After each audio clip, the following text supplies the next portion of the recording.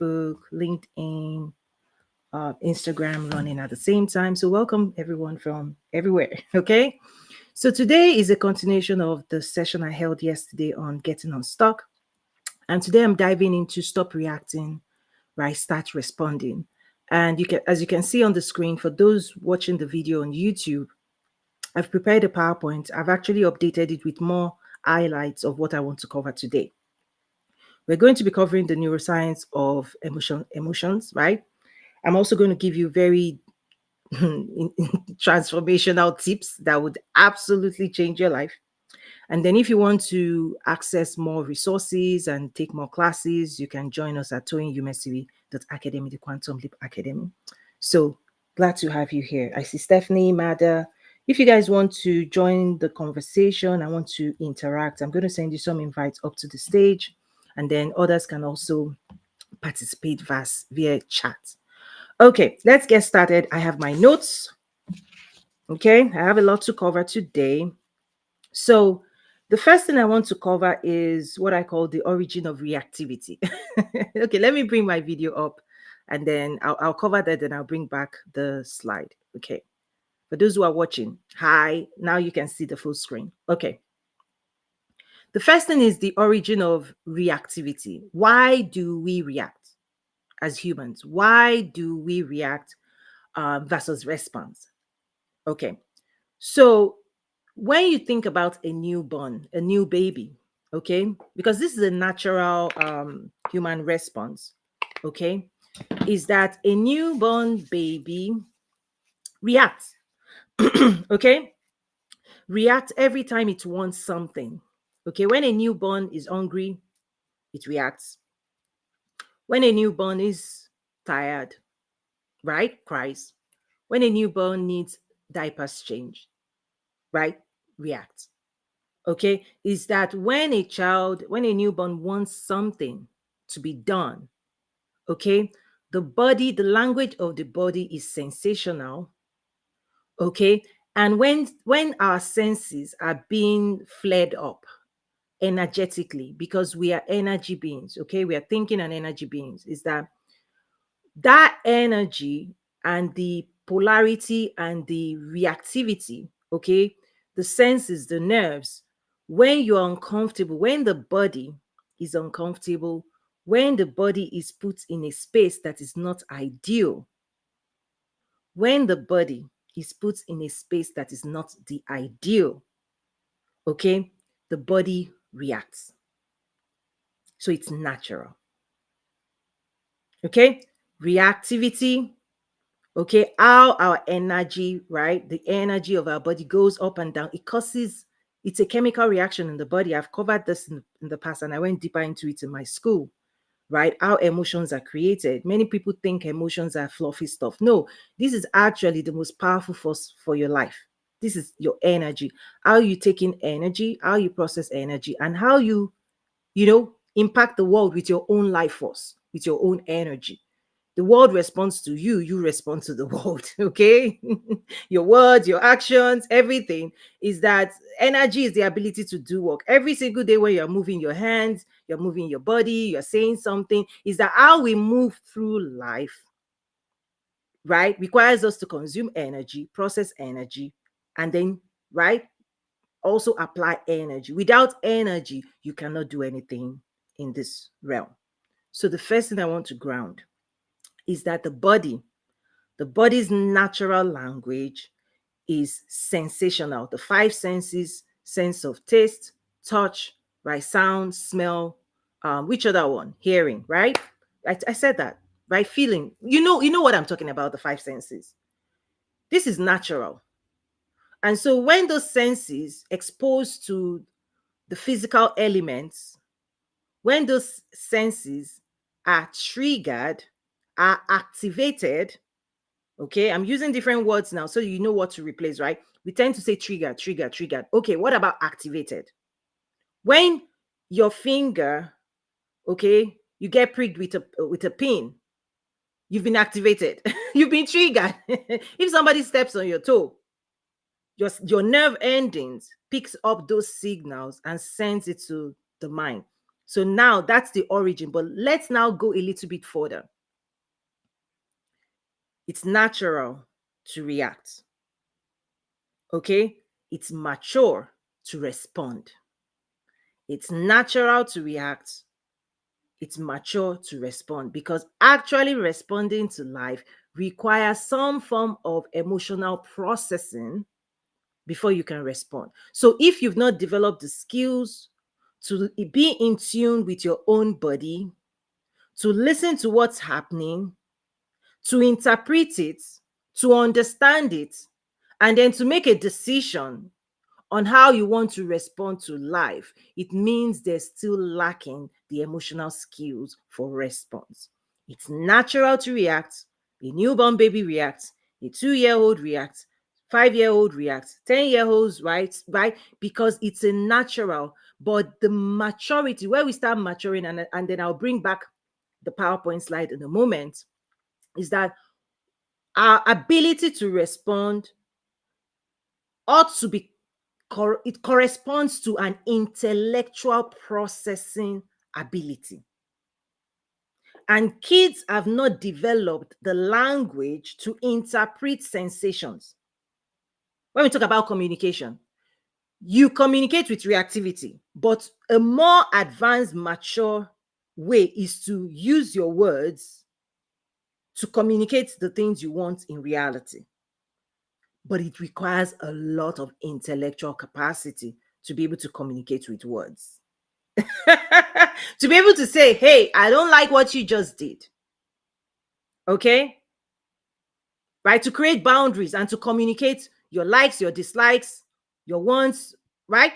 It takes maturity to be able to articulate, and this is part of self-discovery.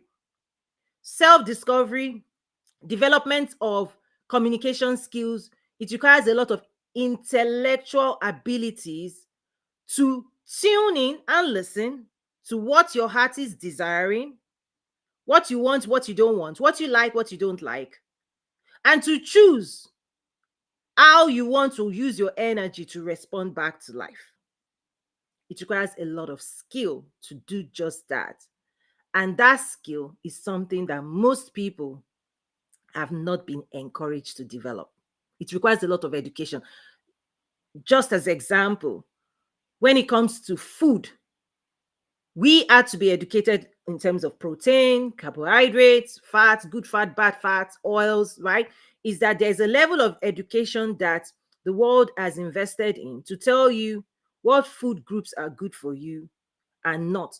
That way, your choices, okay, you can make the best choice, right? You are presented enough intelligence, enough education so that your choices, right, they are well informed. Similar to, right, emotional processing, mindset, right, emotional regulation, is that until until we are presented with the right level of education, people are uneducated about what's going on within themselves and how to develop the skills and use the tools, okay, to respond. So reactivity is natural. Response requires development of skills, development of knowledge, development of the intellectual capacity, okay, to be aware of what's going on inside you, what's going on outside you, and to use your own skills, very complex, to decide the best.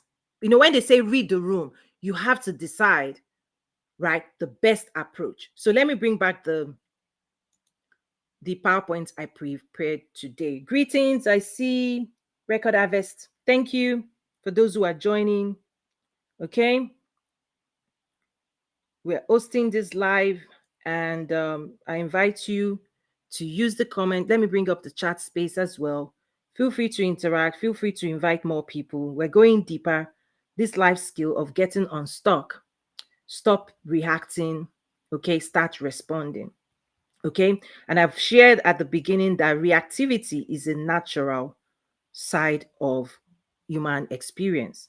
Is that our body have, right, we're wired to be, with our senses, to pick up things happening to us. We listen, we see, we smell. Okay, we smell things, we taste food. Okay, and our body for every of those senses. When you taste food that you like, you go, and then you interpret it as I like, right? So there's the processing of the heart, there's the processing of the mind, there's the processing of the body. So as you can see on the screen, the heart is where energy is. It is where desire, hunger, dreams, hopes, dreams, aspirations, okay? Your longings, they are all in the potential form. So potential energy. And it starts vibrating when you want something. There's an agitation that can happen inside you. When you have a desire, you can be agitated. Desire agitates. Now, once it agitates, you have to interpret, what do you really want? What's this agitation really for? What's it really about? The agitations of the heart, the longings of the heart, the desires of the heart, your hopes, dreams, aspiration, they can get restless. Now, when it's just potential, you may say, I want this, but it's in a dormant state.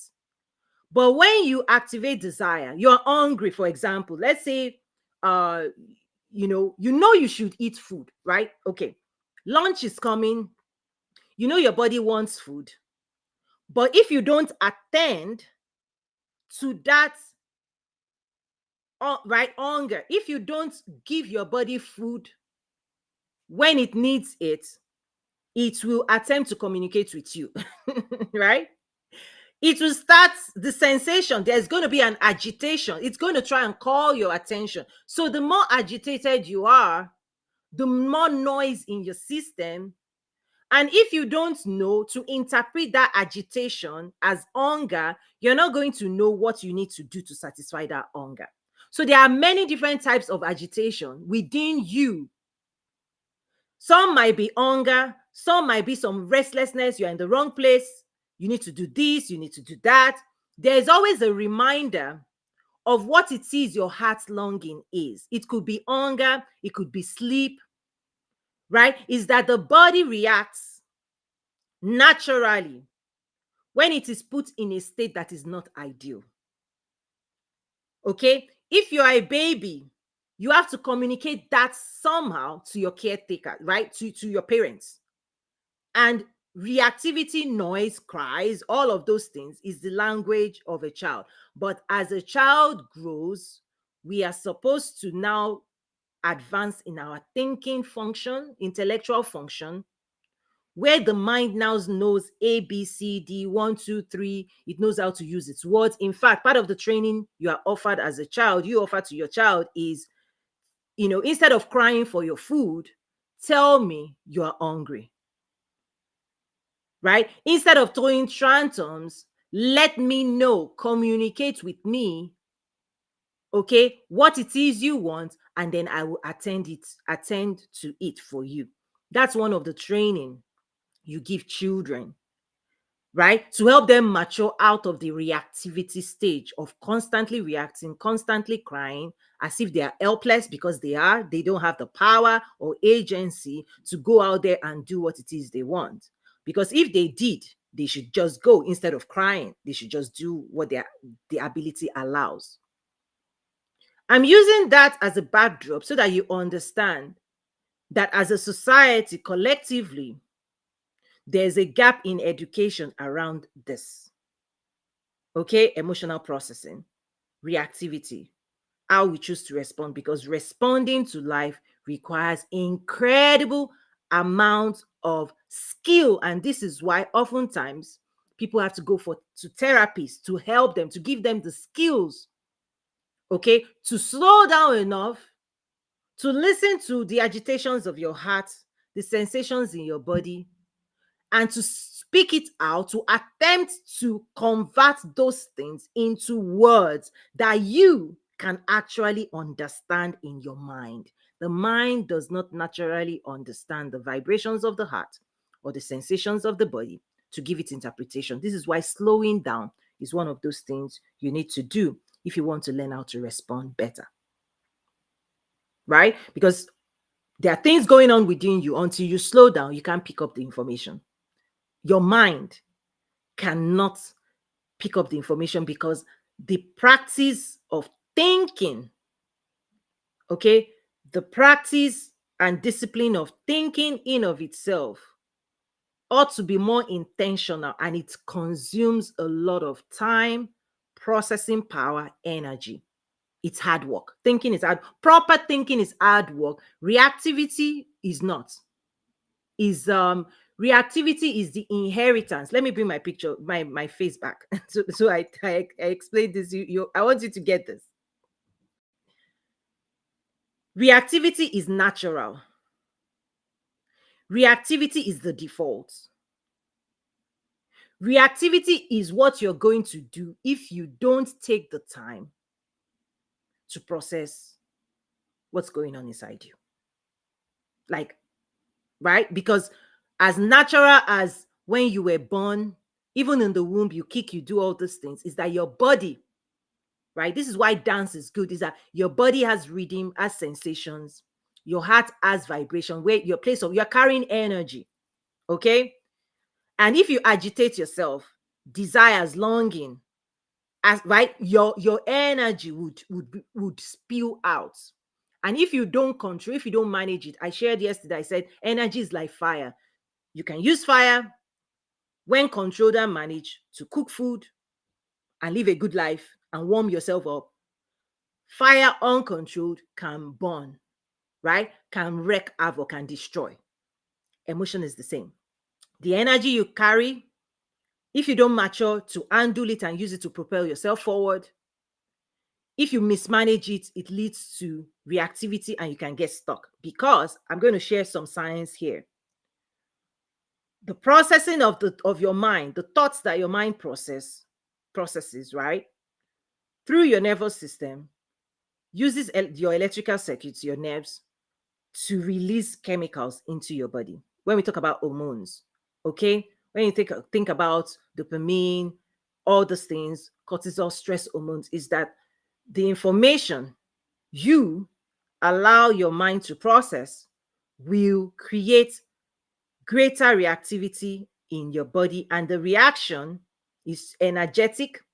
It could be positive, it will move your life forward. It could be negative, okay? It can literally cause a block. It's like your energy turning inwards, turning on you. Instead of flowing freely out into the world, you can turn your energy on yourself, on your own self, simply because of your thinking. Okay?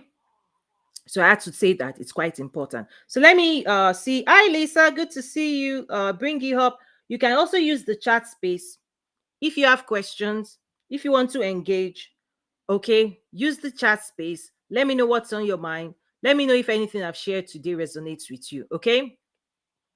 Again, reactivity is natural. If you want to start responding, you have to develop the skills of processing your desires, longing, aspirations, of processing the sensations in your body created by the processing in your mind. Okay.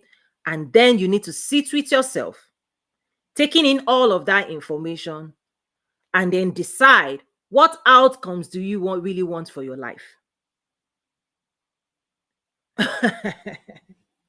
Right? You have to decide, because if you're not ready to decide, then you are still on autopilot. What do you want? Right? Anything goes. A new day comes, you don't choose. So time comes, time goes, right? Time is wasted. You use your energy is wasted, resources is wasted, right?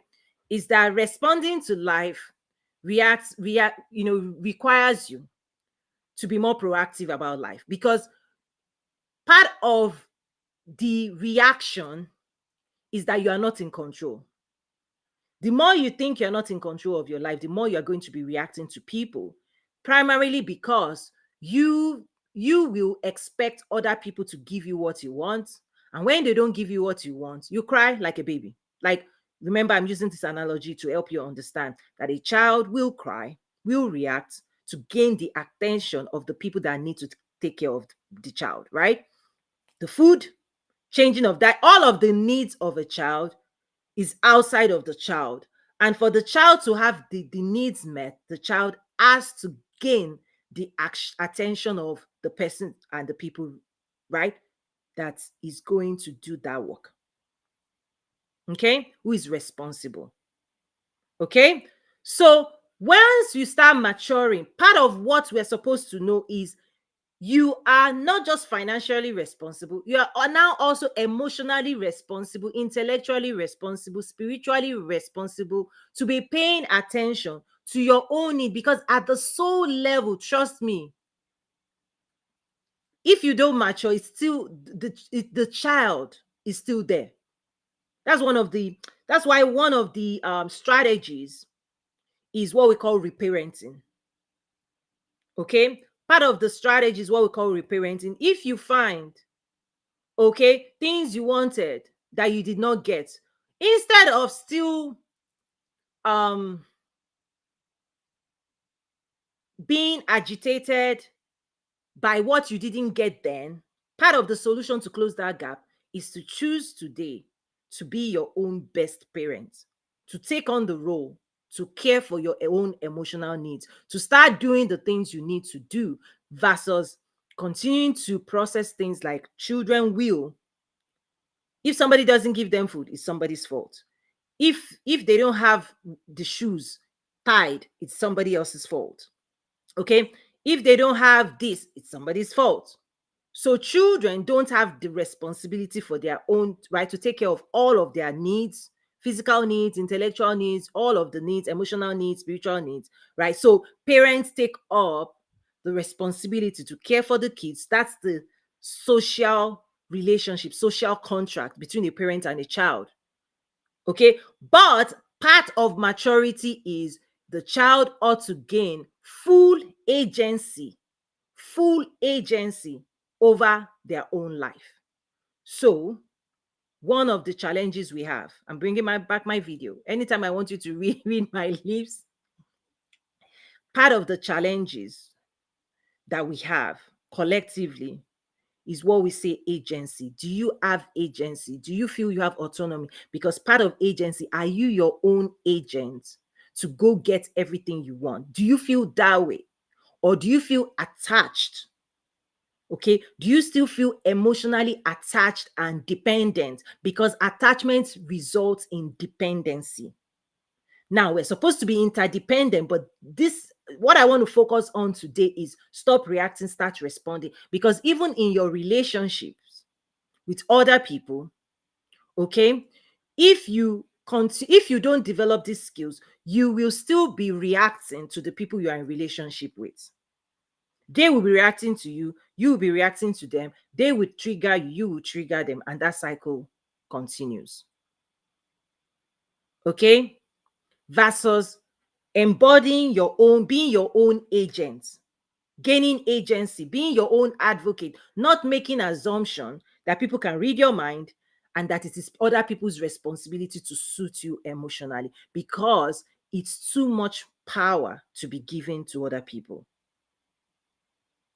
Okay, let me see. There's a comment. Greetings, sis. Thank you. I'm at work. I will listen to the replay soon. Okay, awesome. No problem.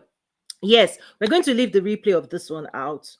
The classes, the courses, the workbooks, you can access them in my school, toyinumesiri.academy, my first name, last name.academy. Type it into the browser, enroll in the Quantum Leap Academy, access these tools, right? We also have the Entrepreneurship Accelerator, and then we have the International Trade Development Platform as well.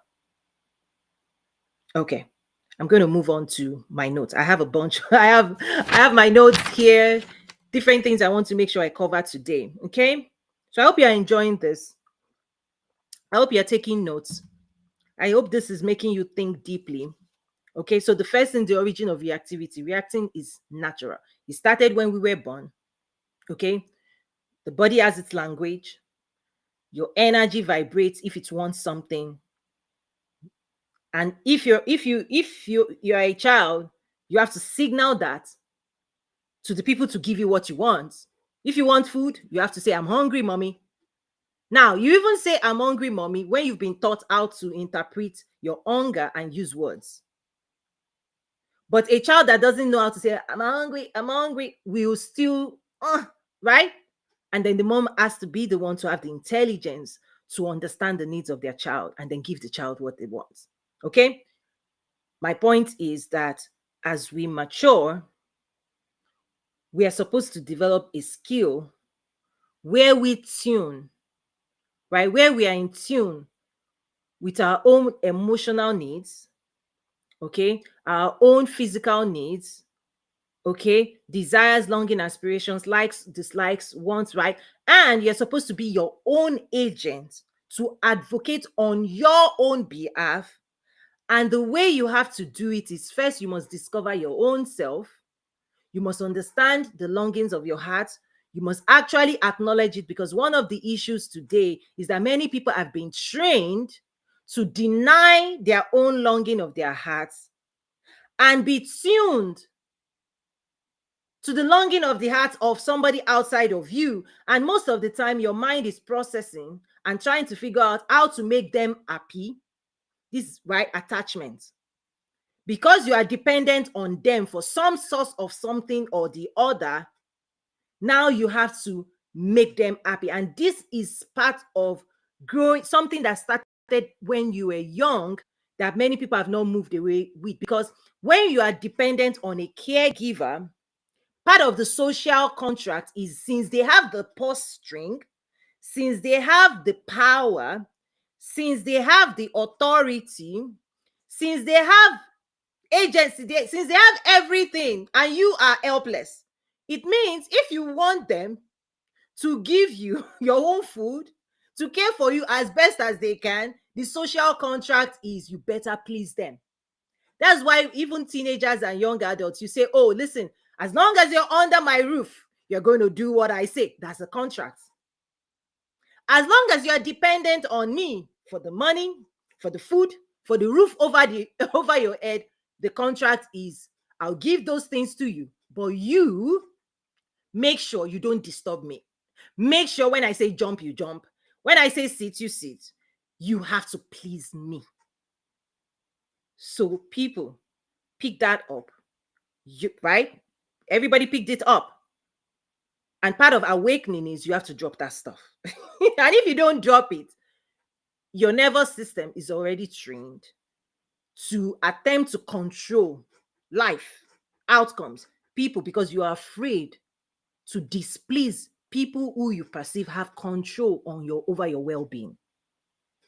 You've been trained, people have been marinated, the nervous system has been trained to be afraid of those people, to feel limited. The limitation is inherited because as a child, truly, you don't have the money, you don't have the power, you cannot cook your food, you cannot do this. So that limitation of how much you can do for yourself, if you don't drop it, people step into adulthood with the same tuning of the nervous system, tuning of your senses, tuning of your emotions.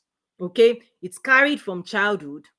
And if you don't do this inner work I teach in my school to mature yourself, to take back your agency, okay, to gain your personal power back, such that you have autonomy to make a decision, that you are a full system. You see, that you are a full system. Now, interdependency is different. But first of all, let me tell you this. This is for mature people only, right? Gratitude awareness. Yeah, good to see you. Be Nikki. I'm also on Clubhouse. Feel free to join. Okay, let me say this. Until you are free and detached, you actually will find it very, very difficult to be in mutually beneficial relationships, in meaning LD relationships, until you detach from dependency. Okay, you will not be able to successfully develop this two-way relationship, because the social contract of childhood, teenagehood is that you are dependent on them, they are not dependent on you. So it's not mutual. Hear me. I have to, if people just, if this is something you walk away with, you change your life. You're coming from a childhood where you don't have power, you don't have autonomy, you don't have the finances, you don't have this, right? You don't have, you're a child. The authority landscape, okay, makes you dependent on those who have that power, and good or not good, bad or right, whatever, how they interacted with you energetically, tuned you, programmed you to see life and to react with life in that frame. You being here, they being here. Okay? That's how you start until you grow. If you don't grow, to now start having, right, mutual respect, mutual honor. Because if you don't mature and you are here, there's still that energetic imbalance, because the energy is here, the resources are here, okay, the power is here, and the pressure, you will feel the pressure, and that pressure creates inadequacy inside you. And this happens in the workplace as well. It happens politically. In the workplace, you have a boss. He has authority. He's the one paying your salary. You feel inadequate because you've carried that tuning, that nervous tuning. So you give up your power, right? You feel you cannot move around. Okay. God bless you if you have a micromanager. The pressure, the energetic pressure, you feel, right? You can't do this, you can't do this, you can't do this, you can't do this. You feel helpless, hopeless.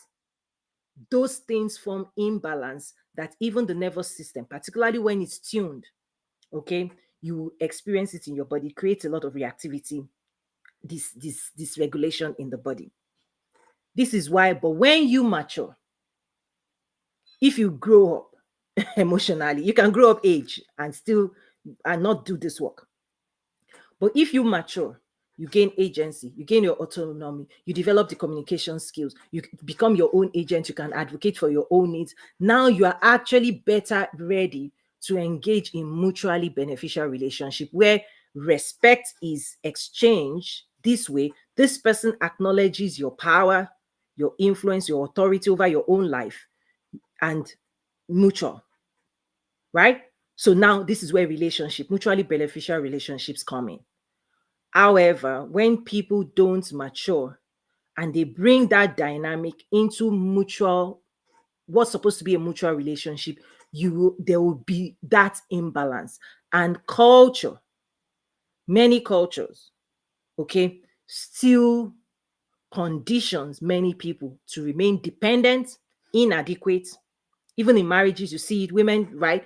Somebody's pulling the purse strings, somebody's doing this, somebody's emotionally manipulating somebody, narcissistic this. It's like this fight for control, power, all and on and on. If you don't retrain yourself, you can find yourself in that dynamic all through your life. It's sad, but it's real. If you don't train yourself, you go into the workplace, you will continue to feel, oh, limited, oh, you don't have power, and you don't seek power. You don't seek promotion, because the only person that is going to be promoted is somebody that has developed the communication skills, right? The emotional skills to not just deal with their own needs, but now to be tuned into the needs of other people. Meaning, you have to now help other people mature.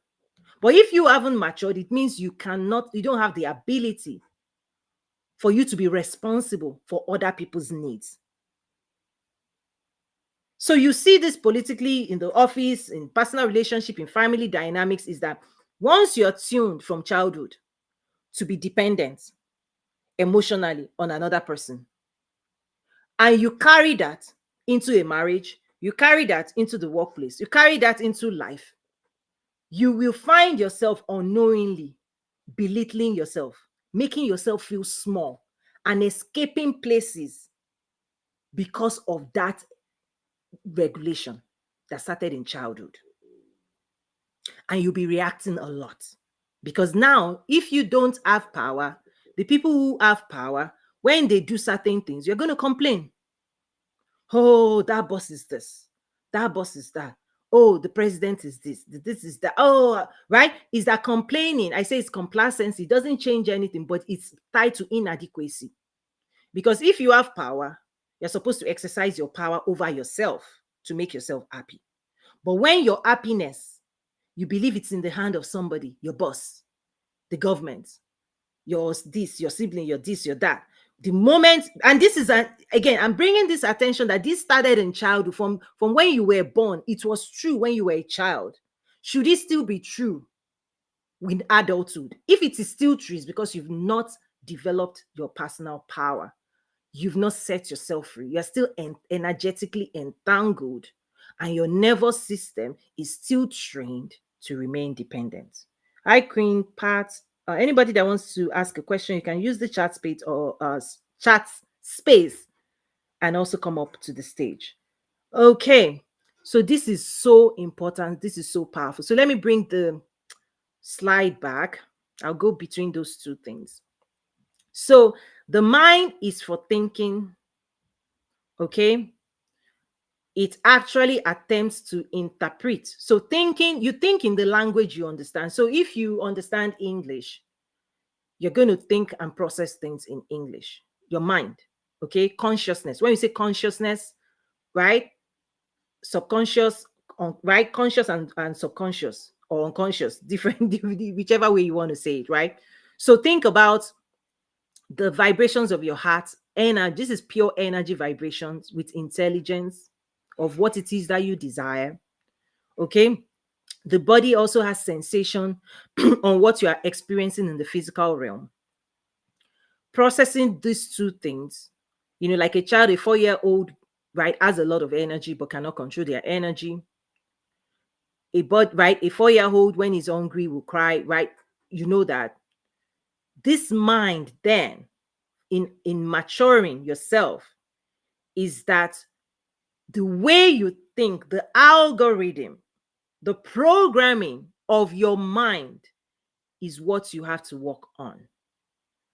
The reason is because if that mind has been tuned and programmed with stories and scripts of who you ought to be, how you ought to speak, how you're conditioned to behave in life, is that you will show up physically, right, based on the programming of your mind. Whoever programmed you, if you don't break from old programming, from old stories, from scripts on how you're supposed to perform in relation to this person or that person, or what's expected of you. Because as a child, listen, if you're a child, you're expected to do what what you're told to do, right? But agency is, you're supposed to be doing what you want to do. But as a child, you cannot do what you want to do, particularly if the people you have that social contract, the people you are dependent on, you are living in their house, you're eating their food, they have a roof over your head.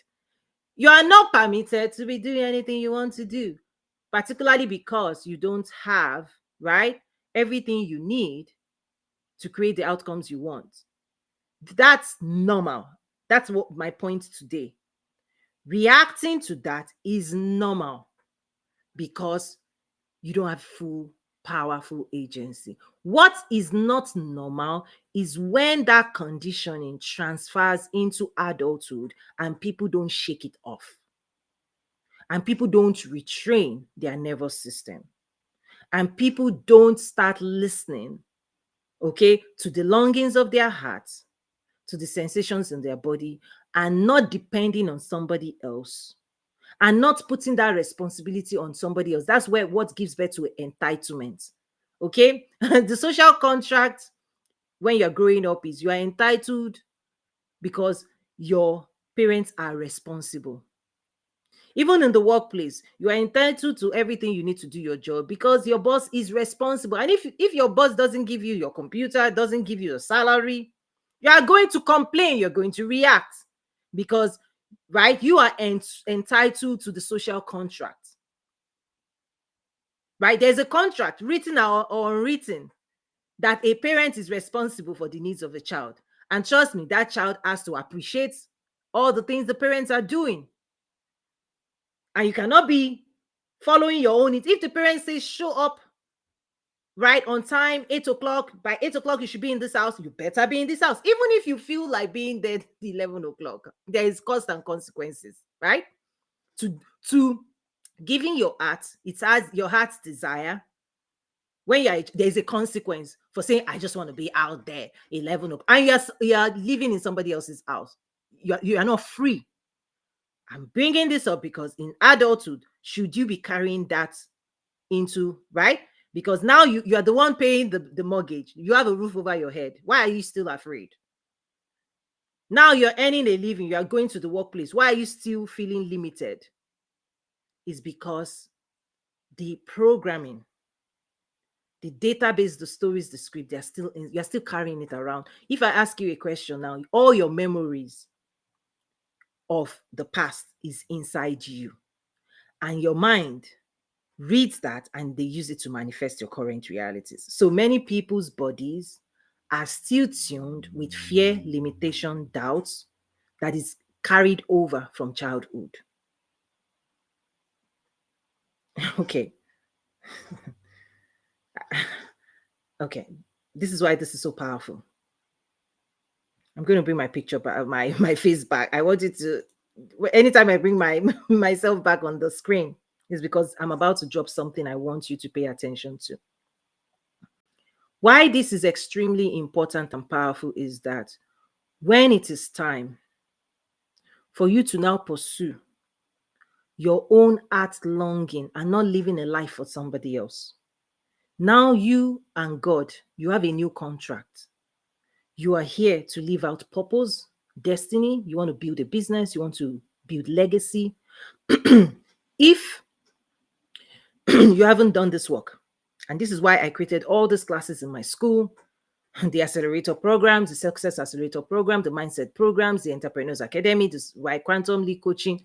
The whole point of all of this program is based on what I have seen that people are experiencing. And I'm saying, you may want to build a business, you may want to get promoted, you may want to go into politics.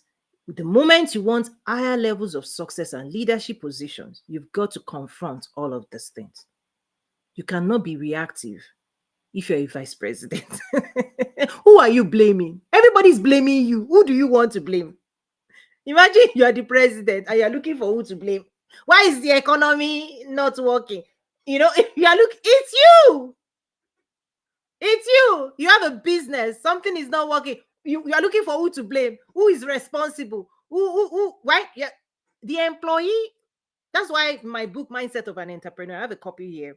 You can check it out on Amazon. Mindset of an Entrepreneur is that those who are transitioning from employee mindset to entrepreneur mindset is that you also have to transition your thinking and your belief system, because the employee also is trained, their nervous system is trained to be dependent, to feel entitled to salary and to depend on the employer for their salary. And if you check your account and there's no salary, you will react. It's the social contract, right? It's the contract. Hey, give me my, but people bring that mindset. If you attempt to bring that mindset into entrepreneurship, you're on your own. Nobody react. Listen, if you like react, in fact, the more you react, the more you're chasing customers away.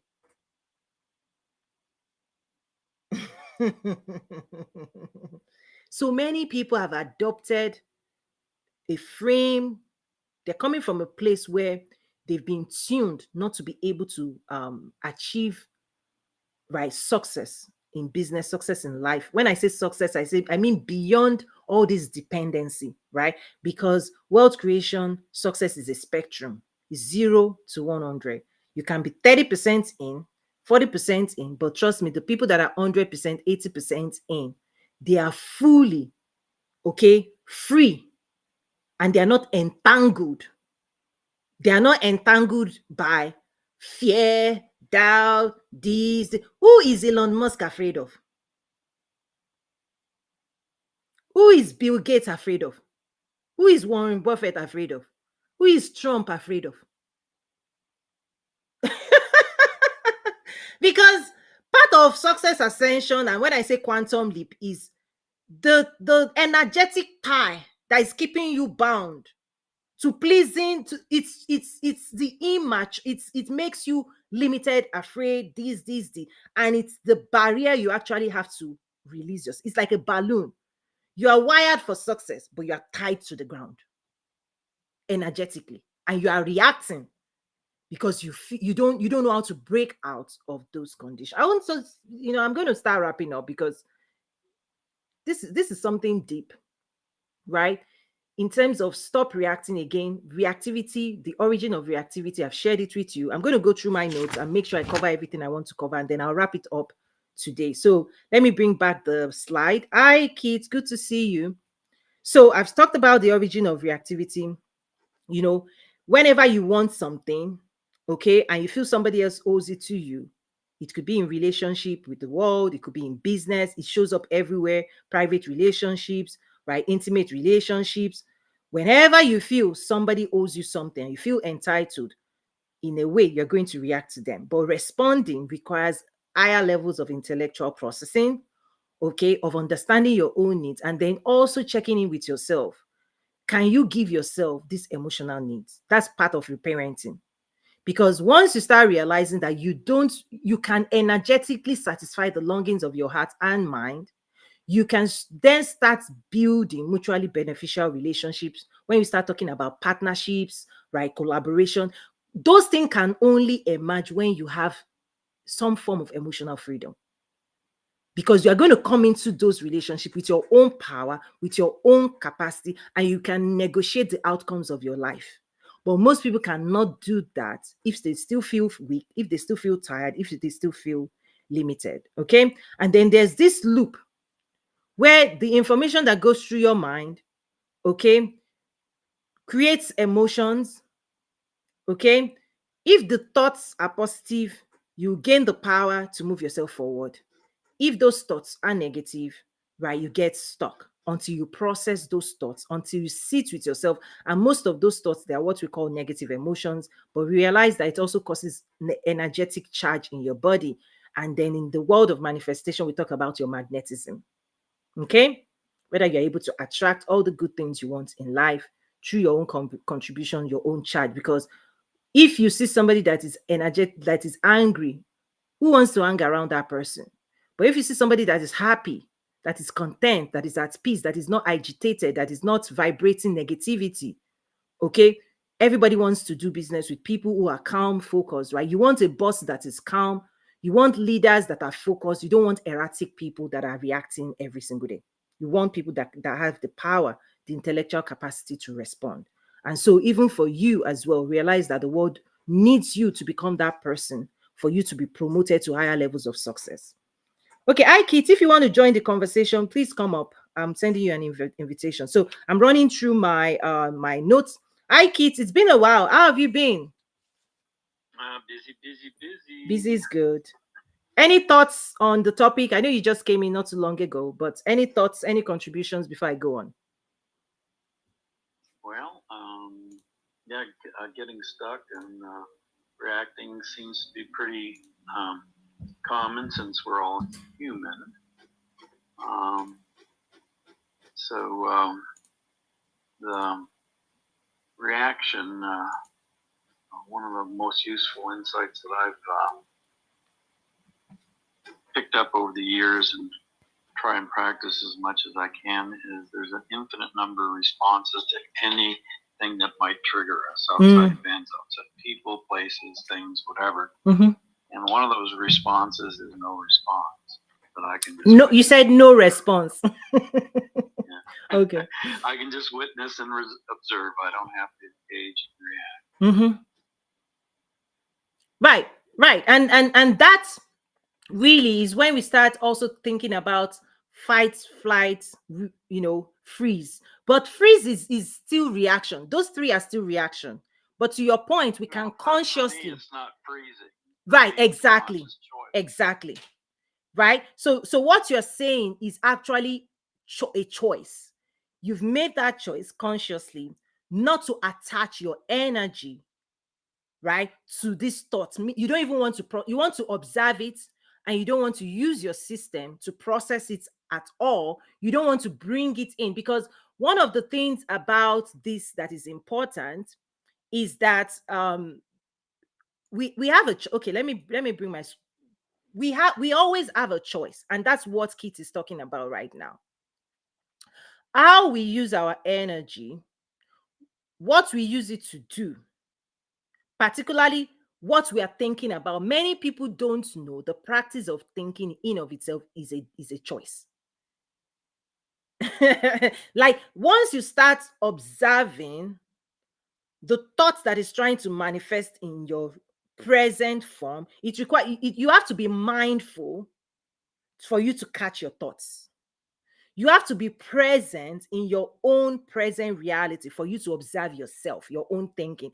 And the moment you start discipline and gaining that skill, you can watch the thoughts and you can actually intercept your own thoughts. You are supposed to be intercepting your own thoughts. You're supposed to be correcting yourself. You're supposed to be deciding what you want to think about, actually. This is more intentional living. Because if you leave the gates of your mind purely open to anything, you are going to be more agitated in life. Because not every thought is good for you. Not every thought will create wellness in your body. It's like imagine opening your mouth and eating any type of food.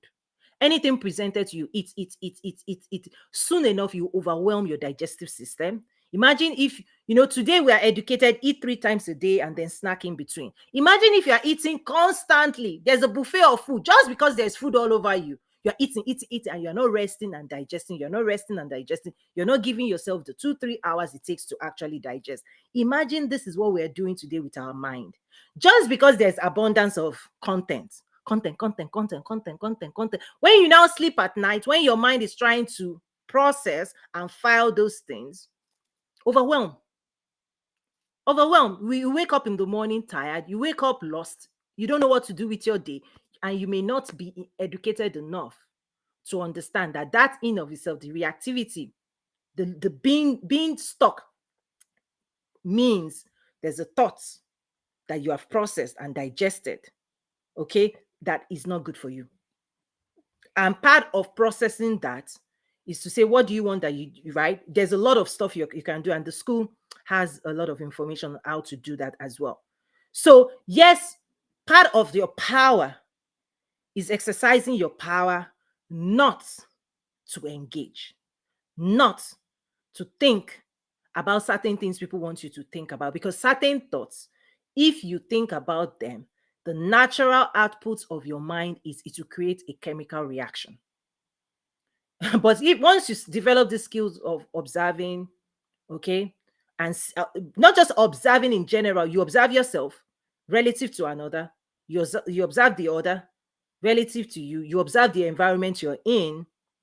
And that's why I said at the beginning, responding requires more advanced intellectual processing, because the heart of thinking and choosing what to think about and choosing how to respond is really a skill. And I shared that reacting is natural from from childhood, from when you were born. The body reacts anyway. Even when you choose to respond, let me also share this. Even when you choose to respond, it doesn't mean the sensation in your body is calm. But you are aware of why your body is reacting the way it is. But because you have developed the maturity and this advanced skill, you can observe yourself being pissed off. Let's just call it what it is. Okay? And choose not to put that energy into the world. Because emotions are energy in motion. And it requires a lot of skill. Please, guys, this is not the easiest thing you're going to do, but it's the most important thing you can invest in learning. Because ultimately, the level of success you're going to be able to achieve is going to be dependent on how you use your energy, how you process your energy, and how you give your energy to the world. How you give, because that's emotion. Once you are charged up, if you are charged up with love, if you are charged up with peace, if you're charged up with joy, you're happy in your life, you're going to do happy things for other people. If you are unhappy, if you are angry, if you are upset, if you are triggered, trust me, the natural thing is to give it back to the world. The way you are charged, you dish it back to the world. But part of this skill in of itself is, even if you react, still be aware enough to calm yourself down, to evaluate your options, and then to choose what you want to do after it. Just imagine Will Smith. And nobody is how do I say this? Nobody is above emotions. Everybody, we are emotional beings, right? And part of awareness as well is to know yourself enough not to put yourself in places that will activate and trigger you. So for example, Will Smith, if you've been watching what led up to the Oscar punch, before the Oscars, weeks, months ahead, we all knew he and his wife had emotional stuff going on, right? They are public figures. There were a lot of stuff they had been putting out there.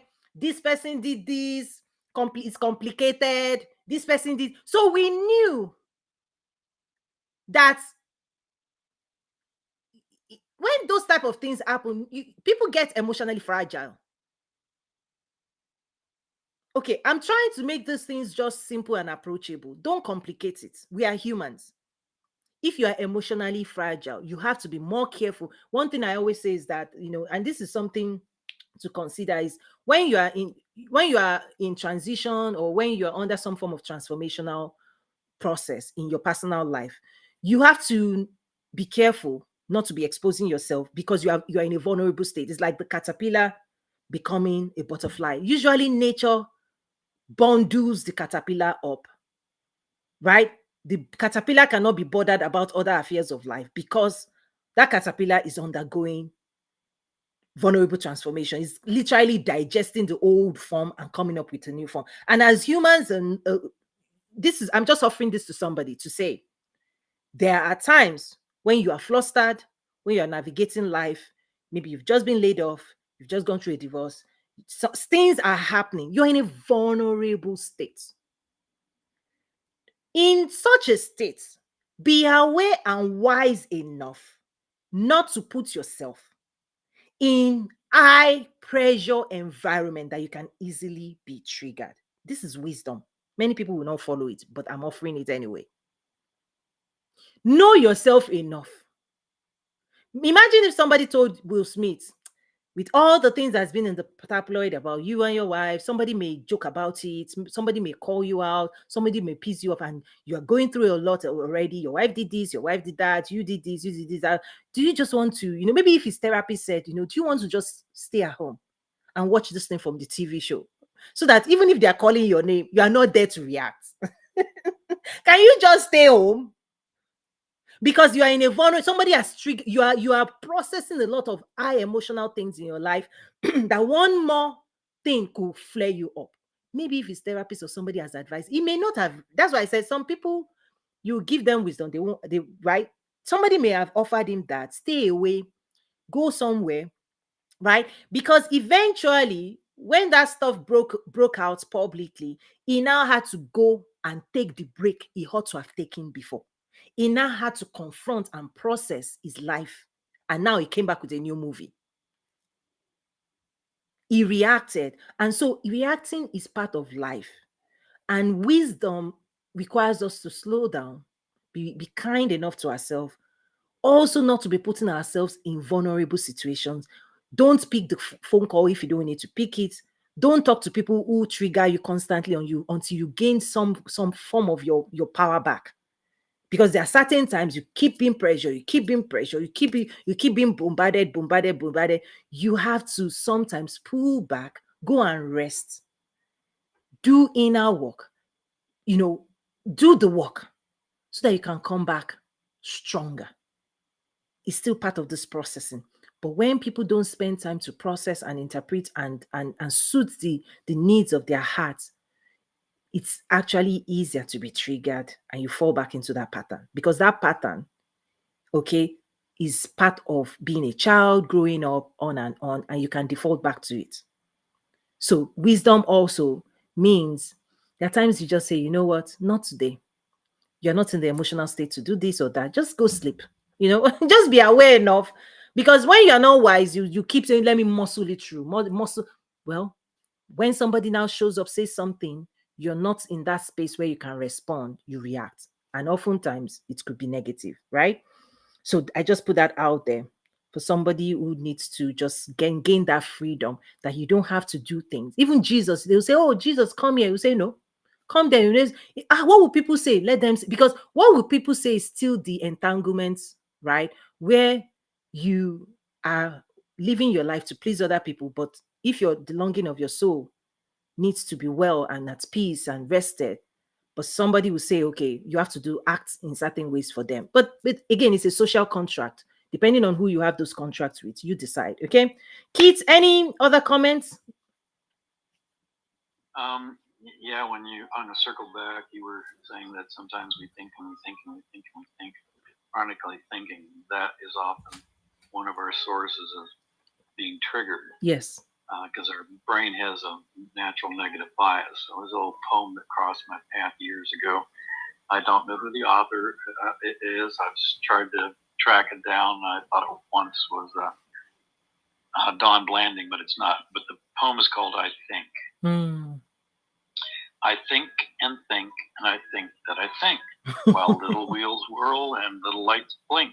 There's a rattle, humming, a rustle, a roar, and I get what I got just before. Some more thoughts to think about, doodles and dancers. So I think some more thoughts that I think are the answers. The answers breed questions. They're as fertile as rabbits. And I think some more thoughts about worries and habits. As I moil and toil and fiddle and tinker, all I get is a pain in my thinker. You know, let me be still. Now let me be still. Oh, as still as a rock, while I hear my heart tick or beat like the tick of a clock. I hear the blood flowing like the pulse of a tide, and I find the answers are waiting inside. Not words, noisy words, but a luminous glowing in the light in the shrine of the stillness of knowing that we're not our thoughts. That's just a characteristic of the mind. In fact, we can observe our thoughts and we can observe that mental traffic without getting pulled into those mental movies. Wow. So sometimes just being still has a lot of value. Absolutely. And I need to give you a class. How long did it take you to memorize that? How many years? You did a fantastic. Yeah, a few times of sharing. Yes, it must mean a lot to you, and I appreciate you sharing that. Let me give you something to also consider. You talked about negative bias for the mind. Actually, what I say is, and this is rooted in biblical principles, that the mind that we are given does not know good or evil, is not designed to filter out what is not good for you. It cannot, just like your mouth. The mouth is not the one to decide what you put inside it. The moment you decide, it's donuts today, it's banana, it's chocolates, right? You are empowered to use your mouth to eat anything you want to eat, but there are consequences. But the good thing when it comes to food is that at least we've been given some form of education to say there's protein, there's carbohydrate, sugar does this. We've been educated to the breakdown of different types of food. And so we are being we're saying be responsible when you make choices of what you ingest. You will still eat what you want to eat, but at least society has invested incredible amount of time to document which food is good for you. And even that information keeps changing. Oh, carbohydrates are good. No, they are not good. Oh, this is we know that. But at least people are dedicating time to doing research and putting those things together to talk about calories and how to burn them, because the consequences of what you ingest in your mouth will determine your physical well-being, right? And your digestive system is responsible for breaking those things down. And if you overwhelm your digestive system, or if you eat too much sugar, you are informed enough to the damage you're doing based on your decisions.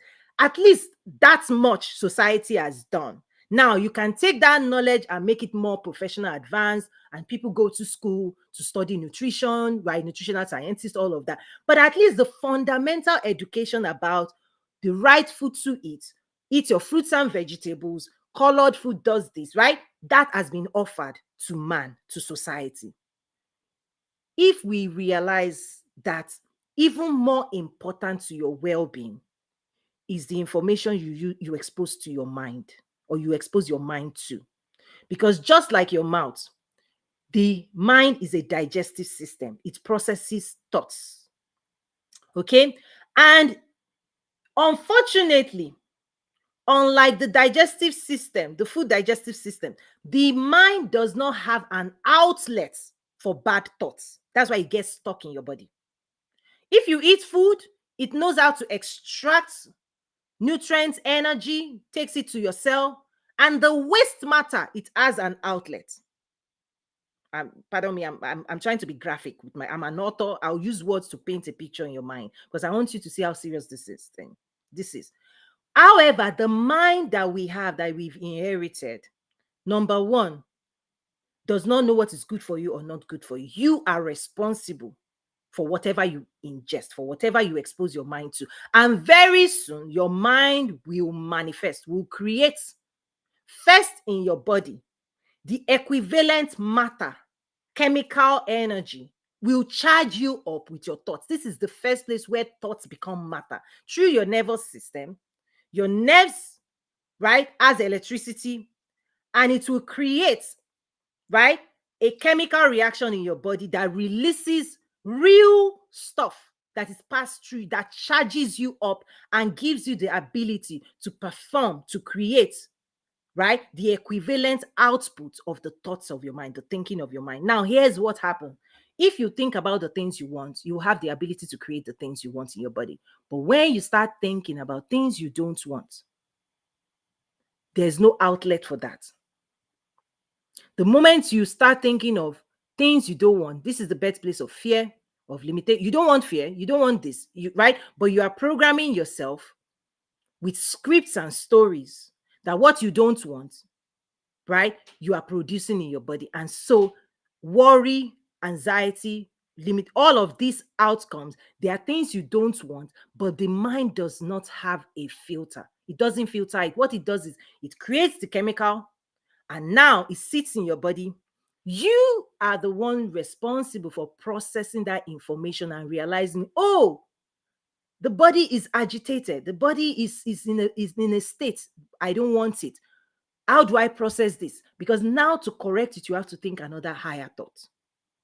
Because the body wants to be in a state of peace, a state of rest, a space of love, a space of joy. And the only way you produce all of those reactions, okay, is by proper thinking. Okay, proper thinking is how you produce your own energetic charge in your body. I saw your request. I accepted it, but I don't know why it's not working. You may want to click on your own profile and then, okay, now it's working. You're here. Go ahead and introduce yourself. Is there a question you have?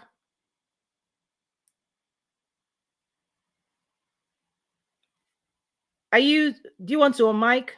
Oh, good. Oh good. no, I just I like the line of I like the line of conversation, so I wanted to join. Hello. Greetings. Yeah, high vibration. This is fascinating. Keep going.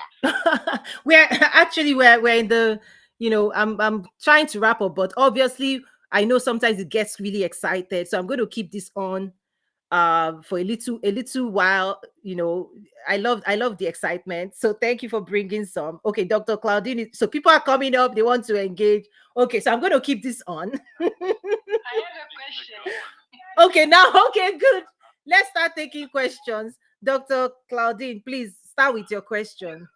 Beautiful. Thank you. I love this. I love everything. Thank you. God bless you. So my question is, when it's about when you have to respond. Like now in technology, we use app application when we are doing business with other people. For instance, if there is something you need to sign up on your application, then you sign up.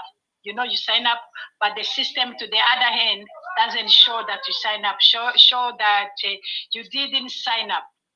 how you correct this misunderstanding in between? Because if people are accusing that you lied, didn't do what you said you're going to do, and then you did it, how you don't react, how you respond. So, okay, there are certain things we talk about. Oh, sorry. Are you finished?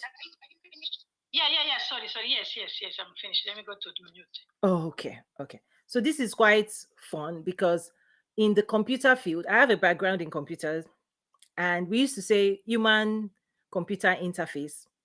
And with these classes, the human design classes in my school, Academy, I actually talk about human to human interface, right? Is that what's going on within you? The first thing is your own awareness, your own conversation with yourself, how you are in relationships within you to tune into your own vibrations, your own sensations, to make sure you are having a conversation because you're always talking to yourself, thinking, right? When you're observing your own thinking and you're responding to your own thinking on back and forth. Now, beyond just my own inner voice, my own inner dialogue, okay, we're living in a world where also we interact with machines, right? Computers that have been designed a certain way. And trust me, sometimes it could bring up its own reactivity. You can start reacting, right, when things are not going your way. Usually, reaction comes when you're trying to do something and it's not working, when you want certain outcomes and you're not getting it, when you want somebody to do something for you and they're not doing it. That's part of the reactivity. When we depend on other people to give us what it is we want, and we feel entitled to them giving it to us. And when they don't give us what we want, when we want it, we react. And reacting is normal. What requires maturity and high vibration is when you start responding, when you start choosing. And that choice, right, is how it's a higher form of programming. The default is to react. A child reacts because it doesn't have control. But can you give me an example of responding like you gave me an example of reacting? Definitely. So let's use Dr. Claudine's example. The first thing is what outcomes do you want? So this is higher levels of responding. Start with your own intention.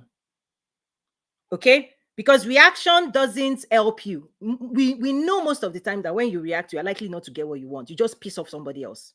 So Dr. Claudine, if I'm to ask you in very simple ways, what is the best outcome you want out of this interaction with these people, with the computer, with this company, wherever they are? What do you want? What I want in the moment is for them to stop accusing me lie, to stop saying that I didn't do what I'm supposed to do, to give me grace so they can look in the system to see what is going on, because the problem is in the application. Okay. I already signed it up. I even take a screenshot. I send them a screenshot showing signing complete. Okay. So they're still accusing me stuff. Okay, let me ask you. If they don't give you the grace, and if they don't agree with you that their program or their computer is the problem, okay, what else? How would that make you feel? And then how do you break out of that loop?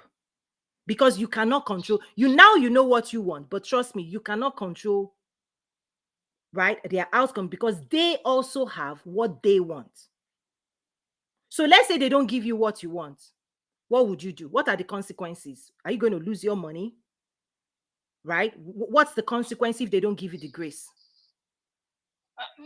What I'm gonna do, I'm gonna pray. What else I know how to do? I cannot fight with them. No, I'm just. If I fight, I will lose everything. What are you going to lose? Pray on my phone. No. What I'm asking God to help me. Okay, Dr. Claudine, that's what I'm trying to understand. What is the consequence to you? What is the cost to you if you don't get what you want? What are you going to lose? My business. Okay, so your business is on their platform. Yeah. Okay, so your business uses their platform to process certain things. Yes, because if somebody were doing business with you, they're saying that you didn't do what you're supposed to do, you lose them. Okay, so one of the things I'm hearing here, because I'm sure there's a whole lot more to it. The more I ask questions, the more I'm going to uncover. But here's the thing: number one, you've put yourself in a very vulnerable state, and in a way, you don't. It's like in hearing you, you are at their mercy, and they can do whatever they want to do. So responding. Yes. So if you are responding to an authority figure, I'm not saying they are an authority figure. So Tip is asking me to give you an example. If your boss that determines your... They are. Use my example. They are my boss. If I lose them, they are the one who can say yes or no. I have no other stuff to say. I will just complain, fight, and then they lose business. Exactly. Okay. So you see, these power dynamics, you have to be, in order to respond, you have to be aware of power dynamics. If you're going to talk to your boss, you don't want to piss off your boss. Okay?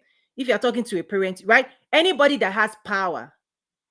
Okay? Now, what I'm talking about and teaching is not that you are dependent on them, is that you are aware of the control they can choose to exert on you. And you are also aware of how powerless you are to fight them back. That's wisdom. That's why I always tell people, make sure you are developing and growing your power so you don't find yourself in these spaces. So now that we've established the power dynamics, how do you appeal to their common sense? That's the only thing you can do now, is to appeal to their common sense to do the right thing. Okay? And there may be other outcomes, but one of the outcomes is you appeal to power. You give and the voice with which you use is not a voice of a victim. Because many people, when they see victims, there's something crazy. Narcissistic people love to victimize people. So if you put yourself in the victim state, you are likely, and you fall into the wrong hands, you will suffer more.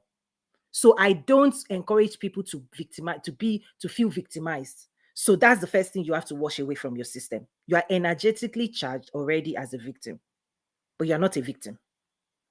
Okay? So in presenting your appeal, you actually have to present it with strength, that you have evidence of injustice. It's a different state. Hey, I understand that this happened. I understand that you run the software, but at least some customer service is expected in today's business environment from your team. And I feel like you've not demonstrated, okay, exceptional customer service skills to even listen to my appeal that something has happened, that your system has done something that has robbed me of my ability to run my business. You see, this voice is different. I'm not a victim. I'm articulating injustice, and I'm fighting. And you will challenge people in power to fight to correct injustice. So your best approach in responding is, first of all, you understand you cannot be reacting to them or naming them. No. They ought to have a customer service team, and customer service team by nature. And now you also understand the government has checks and balances on all of these things, which is the last mile. Nobody wants to go to that extreme, business bureau and all of those things. But customer service is supposed to listen to the plights, struggles of their customers. And that's what you want to appeal. And once you have that, if you have your documentation, you present it, but you cannot be using the voice of a victim. There are many people in the world today that when somebody sounds like a victim, they just take advantage of that person. They can even gaslight the person and say, no, it's not what you think. No, it's your problem. They will not want to own their problem. They make you confused more. They make you, right? So I would say, don't be a victim. Don't embody the charge of a victim. More of be a justice fighter and challenge them to look into their own system, give them enough evidence, right? Challenge them to do the right thing. That's what you can do. Okay, you can challenge them to do the right thing and say, hey, I've been using you guys for this long. And so this is also the authority of a customer, right? The authority of the customer is, listen, if I'm paying you for services and your services are led to this, there's been injustice. Who is the boss here? Right? Who's the boss? I want to talk to the boss. Hopefully the boss is has common sense and is ready to do the right thing. And so you can challenge them to do the right thing. And your response to them ought to be along that line. But again, I'm just giving you an example. Tip, did that give you a good example to understand responding? Sorry? Fascinating. You are absolutely fascinating. I appreciate that.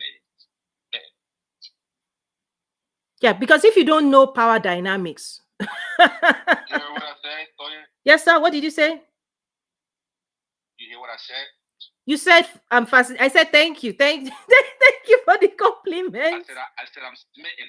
I'm smitten. You are smitten? I hope you will be smitten by applying these principles and see them work in your own life too. I hope that you see, I mean, those who are accessing this thing, that's my hope, that we all elevate, our approach. I had a scenario like that recently where I had to go in front of a committee because I did something on the job, and initially I took the victim approach because I said, listen, situation is abusive.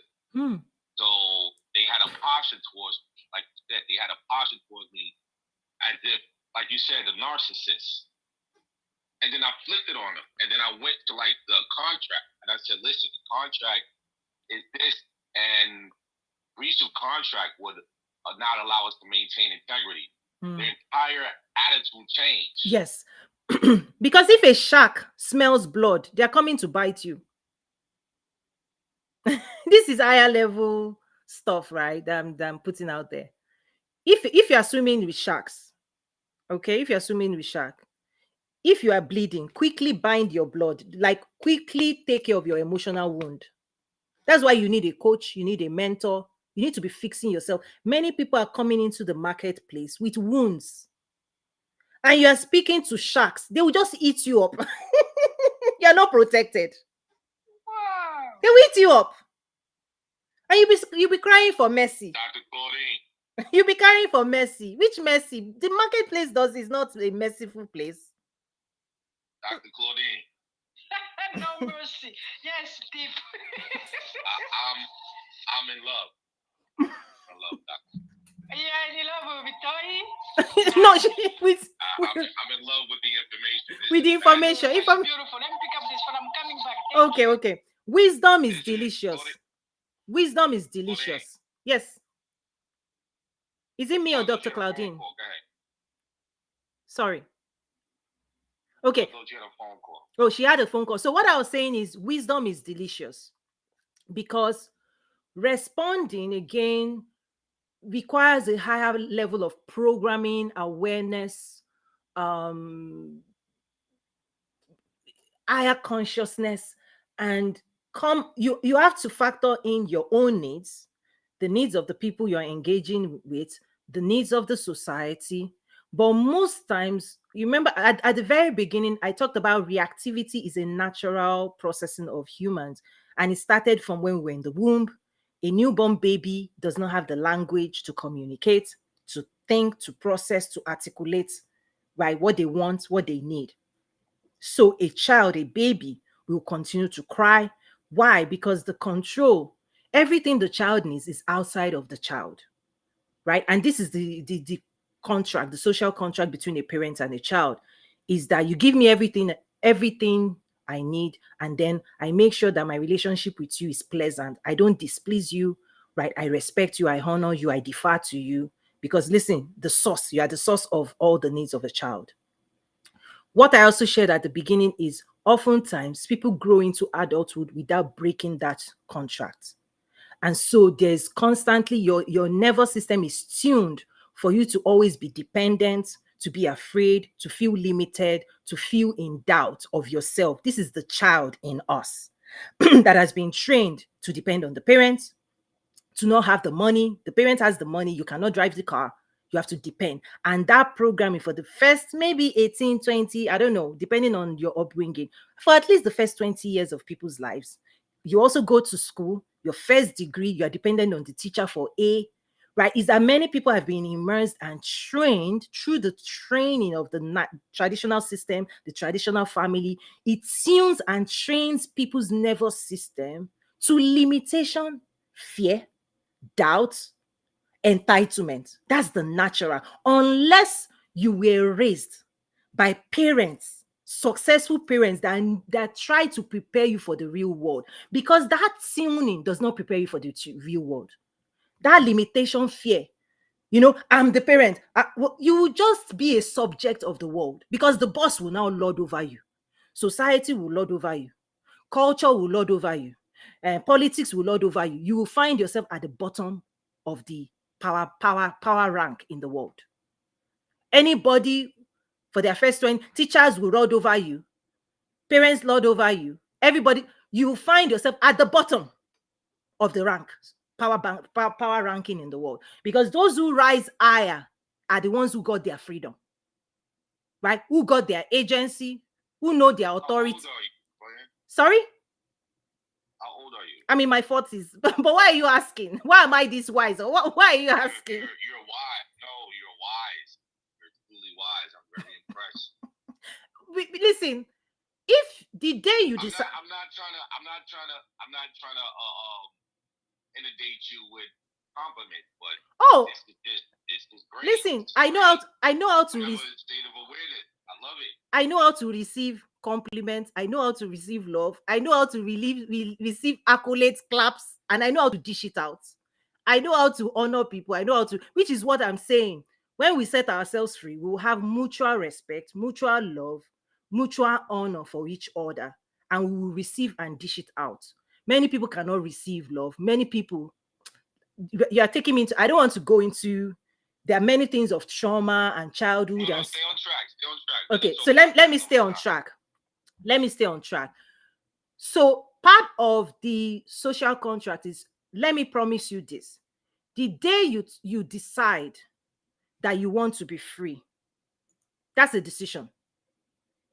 The day you decide that you want to be whole, the day you decide that you want to fully be the person that God has called you to be ready for the fight for your freedom. I'm breaking it out. Again, this is only for mature people. And that fight starts internally. The reason is because you have to first capture your mind. The first thing you must regain is your mind. The first thing you must take back is your mind. And you now have to program your mind the way you want your mind to behave. That's the first struggle. And in order to do that work, you must mature emotionally, because an immature person cannot handle the powerful mind that you've inherited. You have a degree, you have 2 degrees. Listen, for 40, depending on how old you are, your mind, people have poured all kinds of stories and that shapes you. Remember, the Bible says, train up a child in the way the child should go. And when the child is old, the child will not depart. This is the programming of nervous system. That stuff is intended for good. It's assuming that parents will prepare you for success. Parents will set you free. Parents will equip you to fight the real battles. Parents will give you everything you need to become who God wants you to be. That scripture works when the parents does all of that. And if there's a gap and you've been trained in the opposing direction that God intended for you, who will help you retrace your steps? Who will bring you back? Who will help you gain your power? Who will help you gain your freedom? Who will help you to stop being afraid? Who will help you rise up to become who God wants you to be? Who? You go into the churches. Okay, today's churches, you find this power struggle also in church. Anywhere women gather today, realize power title has turned into everything now. And so there are three identities that I've observed that you have to be aware of. You can become a victim of all of this energetic stuff. You can become a villain. You can easily become a narcissist. If you have waited all your life to get everything you want and nobody is giving it to you, you can wake up one day and say, hey, I will go get power by force. And now you don't care who you are going to step on, whose toes you step on, whose head you step on to attain that power. You become mean and nasty. We find that. It's easy to slide into one of these two roles, to become a victim, where you can see all the injustice thrown at you, but you don't have a voice.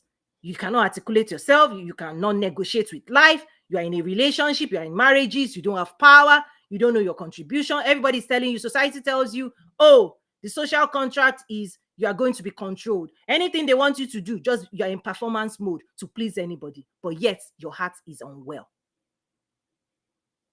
Right? So it's easy. And what I've seen is anybody that's gone through that, you can easily slide into victimization. You can be the victim of the villain, or you can be the villain creating more victims. Trust me, it's a relationship. Narcissists always need victims. Victims also need narcissists in a way, because so many, okay, I'm just putting this out there. Many of the social contract of narcissists is they wield power and they protect the people under their care. This happens in politics a lot. Is that the people you vote for typically will be people you know you can hide under. They will give you everything you need that you don't have the power. So you give your vote away, that when you get there, hopefully the decisions you make, you use it to protect us, you use it to give us what we want, right? So it's we versus them.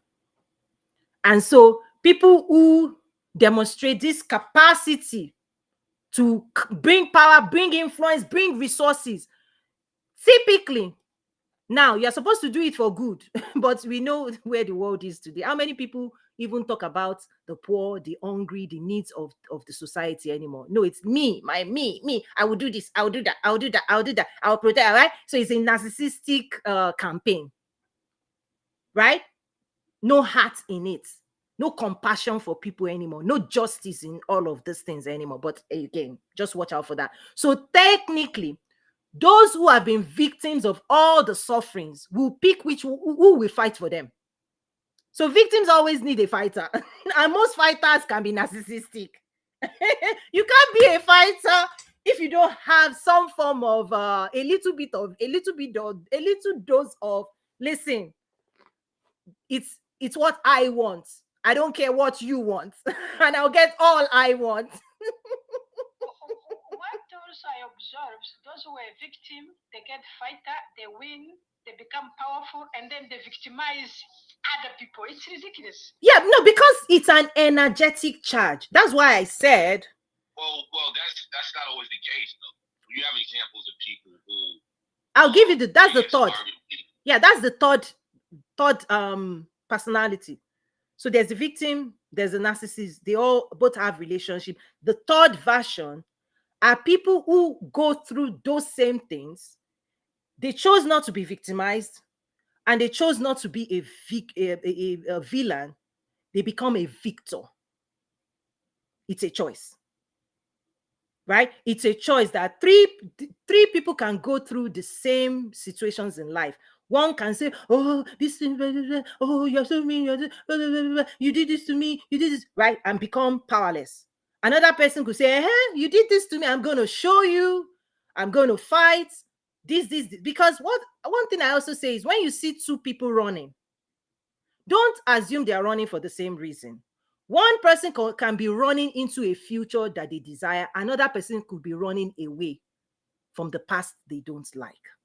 You are seeing two people living their life, but the energetic charge, what is pursuing them, or what they are pursuing, is different. That's one thing you have to know in this life. You encounter people in your workplace, you encounter people out there, they are pursuing success, they're trying to build a business, but watch out. Somebody can be charged up with fear. Somebody can be charged up with faith. You might see them both smiling, but trust me, their charge is different. So that third version is what I encourage people. And this is why I teach. Be aware. This is where love comes in. This is where peace comes in. Sorry? I want to offer an example. Good. Go ahead. Adam Clayton Powell Jr. He was largely immersed in an environment where there was a lot of neglect, right, up in Harlem. They wouldn't let Black people work in the businesses. They wouldn't let them become.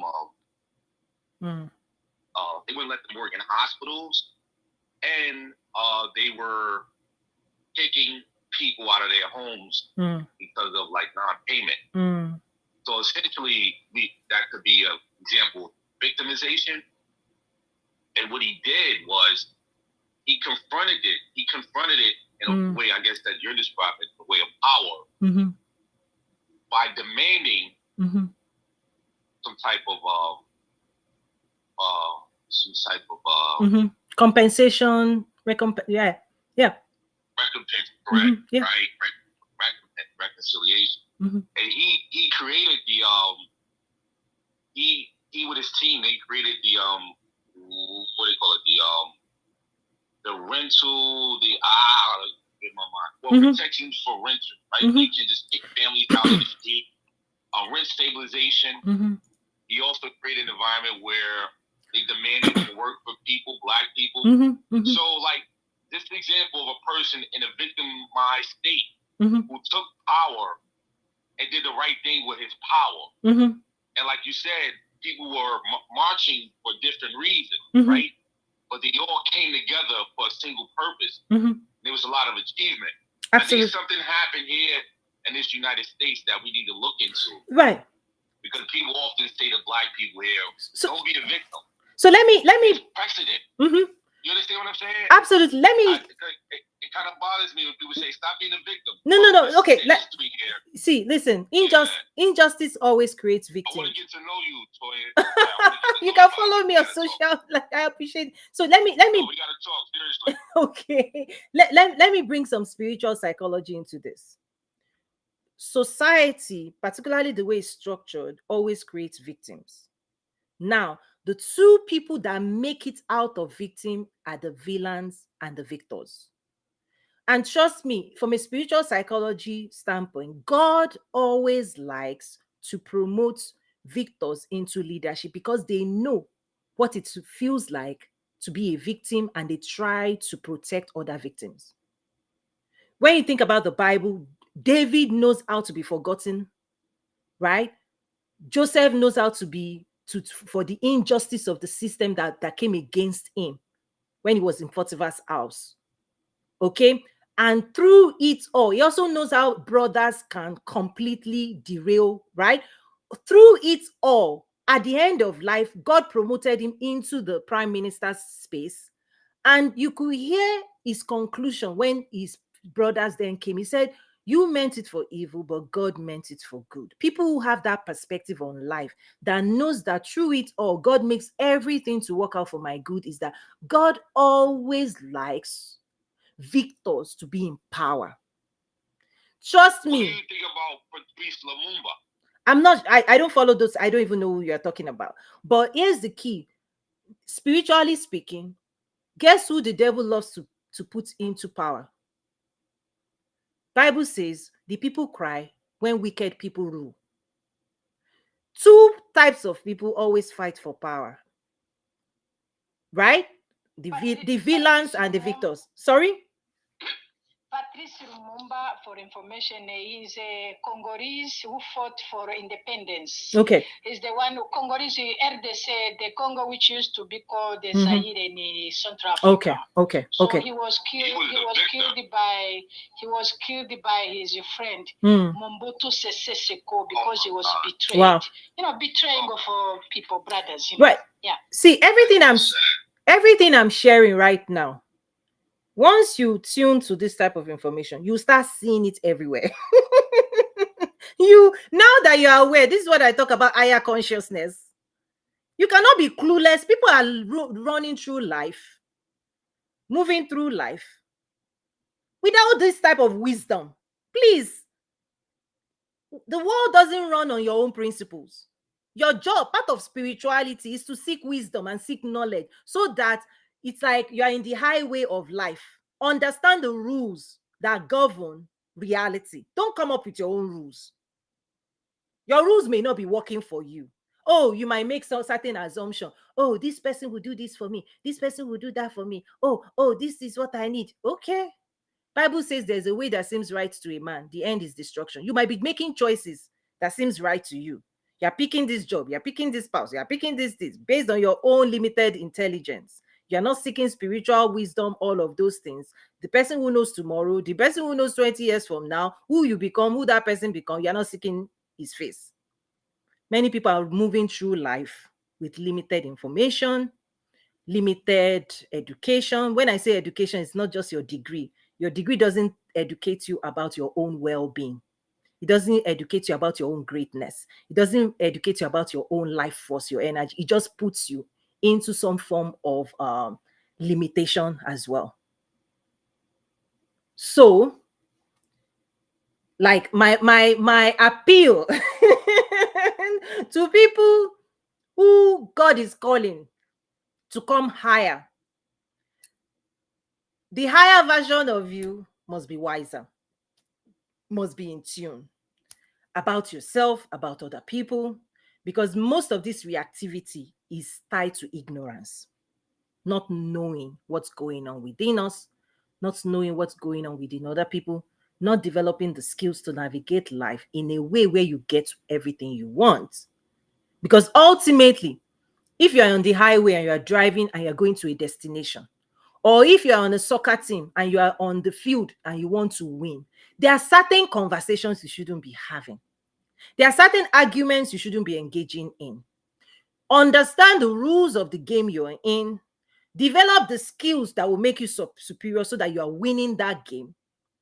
Understand the purpose for which you are here. Be more intentional in the choices you are making, because if you are not, you will easily fall victim to other people's dysregulation, other people's insecurities. Listen, the person you become because of your insecurity could be a victim, a villain, or a victor, and the choice is all yours. You choose. You choose to let life right beat you, slap you, right? But the victor will keep coming back. Yes, sir. Give me an example of a victor. A victor. Outside of the Bible. Outside of the Bible. Outside of the. Can I ask a question quickly? Yeah. Okay. Can I ask you a question quickly? Okay, I'll take the two questions. So there's one question on example of a victor. Dr. Claudine, you have another question. Go on, please. Yeah, I can contribute. That Nelson Mandela was in prison. He became president. He didn't revenge to anybody who did bad things against him. Anyway, let me ask you this question I'm asking, and then you can answer. How you navigate this power? You called it. I love how you called it, but I forget the terminology. Power dynamics. Power, because thank you. The power dynamics. We are rising up. We meet people with a power. Yes, we have a power above us. Some people, we also have. There's a people who have a power above us. We have to navigate through those power. How do we navigate this powerful power without beating it? Okay, so the first question, I think you've helped Tip answer that. Nelson Mandela is a fantastic example, right? Absolutely. Like that guy. There's another example in Nigeria. I wouldn't say who he is today because, like, I don't know, because he's no longer in power, but there's somebody, Obasanjo he was a military president in Nigeria, but he was imprisoned. He spent time in prison, and then he came out of prison and became a civilian president. So he became a president twice. Once as a military dictatorship, he was sent to jail, meaning he literally came from being a president to going to prison. Like, that stuff is unreal. And for him to come out again, and for him to now be elected, was he elected or anyway, he became a civilian president. And till today, on the continent of Africa, is one of the elders in the land across Africa. Is What's his name? Olusegun Obasanjo. So he's older now. Nigeria. Yeah, he's older now, Nigeria? but yes, he's older now. Wait, is that the guy that used to live in Chicago? He's the president right now? No, he's not the president right now. I'm just saying. Oh. You asked for an example. Now I know why people respect him. He's used to come to New York here. I used to see people respect. He's a good guy, by the way. Exactly. So he's a yeah. We used to do interview with him. Right. I used to see people appreciate. He's everywhere. Him He's so everywhere. Much. Now I see. Okay. Yeah, he's older now, but he's one of those people that if there is any peacekeeping thing that has to happen on the continent where you have to settle matters, you need to bring factions together, you need to bring military people, civilian people, bringing people together, you will find people calling him to come and mitigate those things because he's a respected elder in the land. He's gone through military dictatorship, rulership. He's gone to the prison. He came out of that. He became elected. He became president. And so today he can speak to anybody. He can speak directly to a soldier. He can speak directly to a military officer, and he can speak to a political figure. And he does a lot of things, but he's older now. So that's just an example. So let's leave that. So back to your other question, Dr. Claudine. Somebody also says online, Kwame Nkrumah too is a victor in my thoughts. Okay, thank you, guys. This is real. There are many people out there that, no matter what life throws at them, and most of the time, those who recover, you have to encounter God, by the way, because sometimes it's only God that can bring you back from some of this stuff people go through. This is the power of faith and spirit, right? Right? Is that when life throws you down, it's like you have to gain, you have to tap into the spiritual side to override external circumstances. You have to tune yourself. You have to hear another voice telling you something other than what you're experiencing physically. That's the only way people come back. So anybody that is not spiritually awakened to repent, to ask God for strength, listen, it's tough to recover. So anyway, the second one you were talking about, just generally speaking, power dynamics, right, Dr. Claudine? Just generally. Yeah, because power dynamics, some people say it's my right, but it's your right by the person you're fighting against who he has a power to say yes or no. You may lose everything, even it's your right. Let me use this analogy. If somebody knocks on your door, okay, and you open the door, and this person starts talking nonsense, what would you do, Dr. Claudine, in your own house? What would you do? If I am in a good mood, okay, what I will do, I will tell that person, please stop talking about you will attempt to nicely send the person away. But if the person keeps insisting, at the end of the day, you can close your door and just ignore that person. Yes. So yeah, absolutely. Okay. Yes, close the door, that one, yes. So power is like that. Those who have power occupy spaces and dimensions with access, and they choose to give that access to people who treat them a certain way. Nobody can come in your house and insist you let them in this unless when we think about politics, and there's going to be a protocol. There's always a protocol around power and influence and all of those things and wealth. So I've taught classes on protocol, diplomacy. That's just protocol. Let me just put it that way. So unless maybe you're a political figure and your constituents want you to do certain things, but there's still due process. You will still have to write a letter. You still have to appeal. You still have to get some votes. And then the person will consider what it is you're saying. So there's a process to that. Most times, what people are doing, they're not following due process. They're just being erratic, and they're just banging. And then most of those things are energetically charged for violence, right? Most people that don't follow protocol, they want to come through the window. And Jesus said, anytime with the sheep, anything that is jumping through the fence that doesn't come through the gate is a wolf. Okay, and so this is where boundaries come in. Every person with power, with influence, with wealth, you have to form a boundary around yourself. And that's why I always, encourage people. You have to start practicing that wherever you are today. Because the higher you go, the more you have to understand that not everybody, okay, need to be energetic. That it's not every energetic charged people you need around you. Some people, you don't even, I won't go too much into that. So when you know that, okay, I'm giving you the other side because I occupy spaces of influence and power, okay? When you understand that people with power, influence, and wealth have guardrails, they don't open their door to anybody. They don't engage just anybody. They don't give their time, energy, and resources to just anybody. They have to protect what they've built. When you understand that and you want access to such people, who do you have to become? That's the question.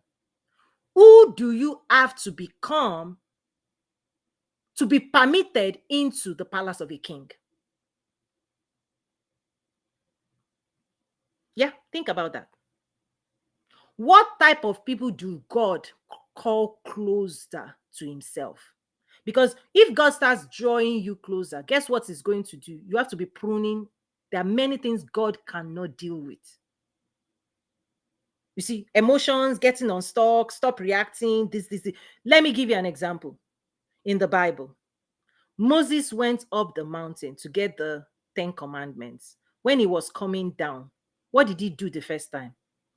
Emotional reaction. What did he do? He dropped it because he saw people, the people he was leading, led him to react, and he dropped the 10 commandments. People who he visited God, saw God, got a message from God, but emotion led him to react. The same emotion is why he didn't enter the promised land.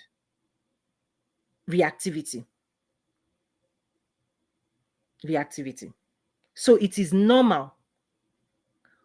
The same Moses, 40 years before, what did he do? Emotion led him to kill somebody. Reactivity. Why am I saying this? Again, it is part of the body. When your mind processes information you don't like, you are likely to do things you don't like as well. That energetic charge. If you look at Cain and Abel in the Bible, Cain killed his brother, but before he killed his brother, God intercepted and said, hey, sin is encroaching at your door, master it. You still have a time to change your mind. So reacting versus responding versus reacting is choosing how to respond when things you don't like happen. It's not an attempt to be controlling other people, which is what most people do, because you want them to do this for you, to do that for you, to do that for you, to do that for you, and when they are not doing it, you get pissed off. But trust me, the most powerful thing you can do is not to control people, but to erect a boundary. When you start seeing certain people do certain things that keeps triggering you, that keeps coming at you, you can't change them because that is who they are. What can you do? You can have your boundary, and your door, your safe space, your house is your own right for safety, for peace. You can close your door. You don't have to, right? You can, but responding requires a lot of intellectual processing. Sometimes you have to pray, you have to seek God and say, you know what? This one, I cannot engage anymore. I don't want to be part of it anymore. I'm going to stay where I am and leave people alone. Right? It doesn't mean you don't love people. It doesn't mean you're not kind. Because where people get into trouble, let me just use that, particularly Christians, is that they don't understand this simple principle that Jesus said, if you enter a house and they don't receive you, leave. Many people don't leave, they sit down. They sit down and they think that is being Christians. And they forgot that Psalm 1:1 says, blessed is the man who doesn't sit in the council of the ungodly, right? Nor stand in the way of sinners, all of those things. Is that, again, many times, people who say they are Christians, they are running their Christian life with a culture rooted in narcissism, not scriptures.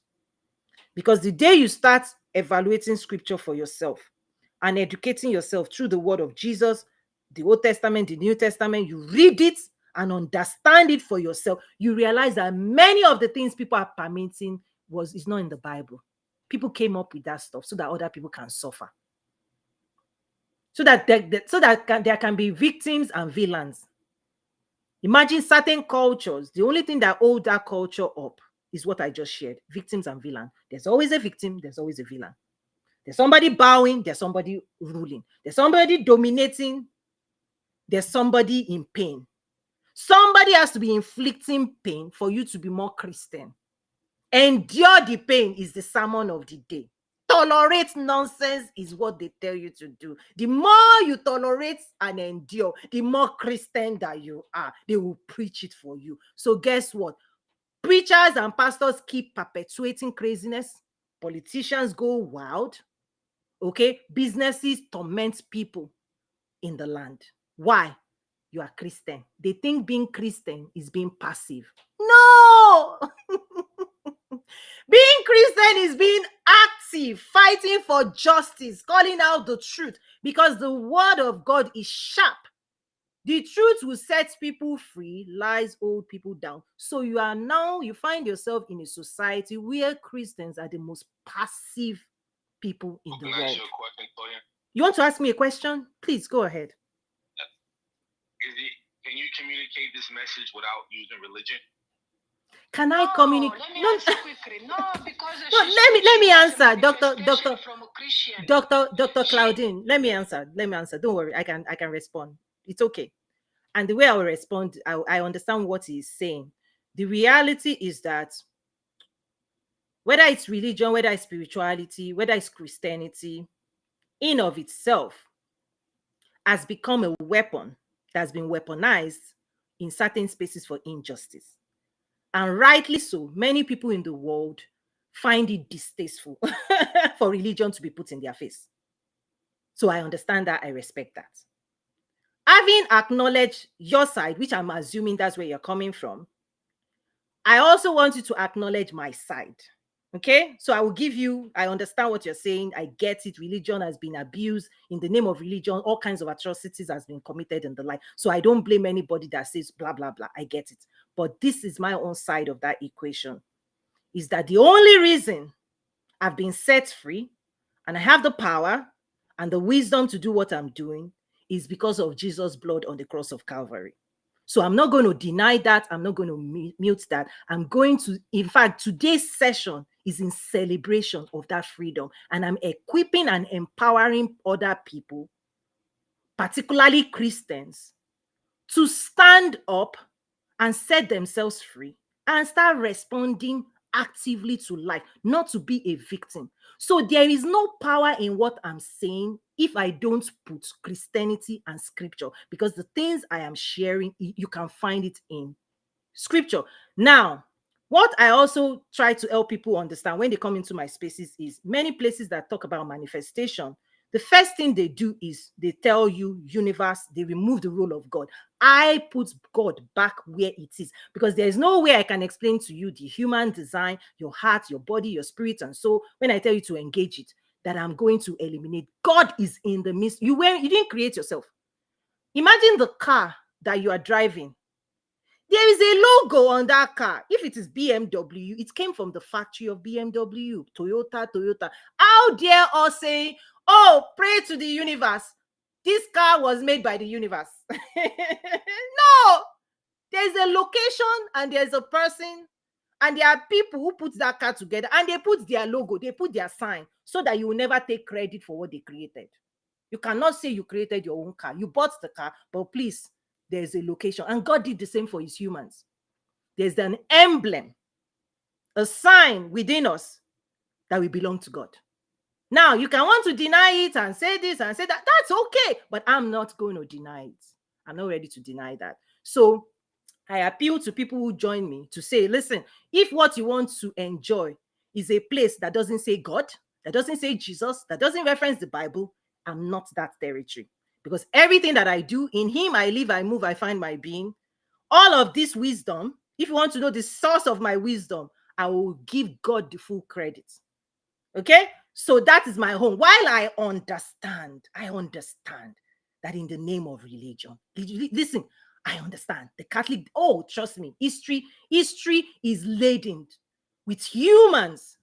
And let me tell you, humans will use anything to dominate people. It's one thing, it could be wisdom, it could be money, it could be religion, it could be politics, it could be your salary. So it could be culture, it could be people use all kinds of weapons to fulfill and to give mandates to injustice. Trust me, religion just happens to be one of those things, and I understand. And part of what we all have to now do, and this is why I have a book called Marketing for Christians in my school, TonyUmesiri.academy at Quantum Leap Academy. Part of what I try to do is to equip Christians. Let's tell the real story in a way that is not antagonistic. You see, in a way that people can hear what you're saying, the heart of what you're saying. And even one of the questions I had for people, which I didn't ask, but I'll ask it now. Do you tend to speak and communicate out of your mind or out of your heart? Because we now also need, for us to move forward as a society, we need to be listening to one another more. Because it's not my way or the highway. It's not your way or the highway. Because that is the thug. I'm right, you're wrong. Is this party, is that party? Is this and that? You will find it everywhere. You will find these instruments of control everywhere. But I will tell you one thing that is the same for all humans. At the soul level, we are very innocent. At the soul level, we are objects of love. We are hungry for love. We eat love. We sleep in love. Love is what makes us be at peace. But you see what we have is fights. It's fights. I'm right, you're wrong. You're this, you're this. So we don't acknowledge. We no longer acknowledge the standing and the place where everybody is coming from. And because of that, we can't unite. We can't do things together. We can't see each other. We can't acknowledge each other. And so we cannot do any work together. Let me see comments coming in. I love you, coach. Thank you. Me too. Back to you. We can't take God out of the equation. People can do it. I'm just saying, my life, my story, my legacy, my impact. I want people to make sure everything that I'm doing comes out of the victory God Jesus has given me. Out of that, who am I? I understand my strengths and my limitations. And I know the territory where God dines and dwells, and the power of God working in me. And I will never ever say, oh, I did not. Like, let's just put things in perspective. Okay, it says, I'm now understanding Christianity in a way. The moment I started practicing what you share with us, I have been tagged as a braggart. What is that? In the community I'm in. Woo! They gave you a name. Please, what does that mean? Please try and explain what you're saying. You are being, is it persecuted or called names or what? Whew, okay, I'm going to say this and then wrap up.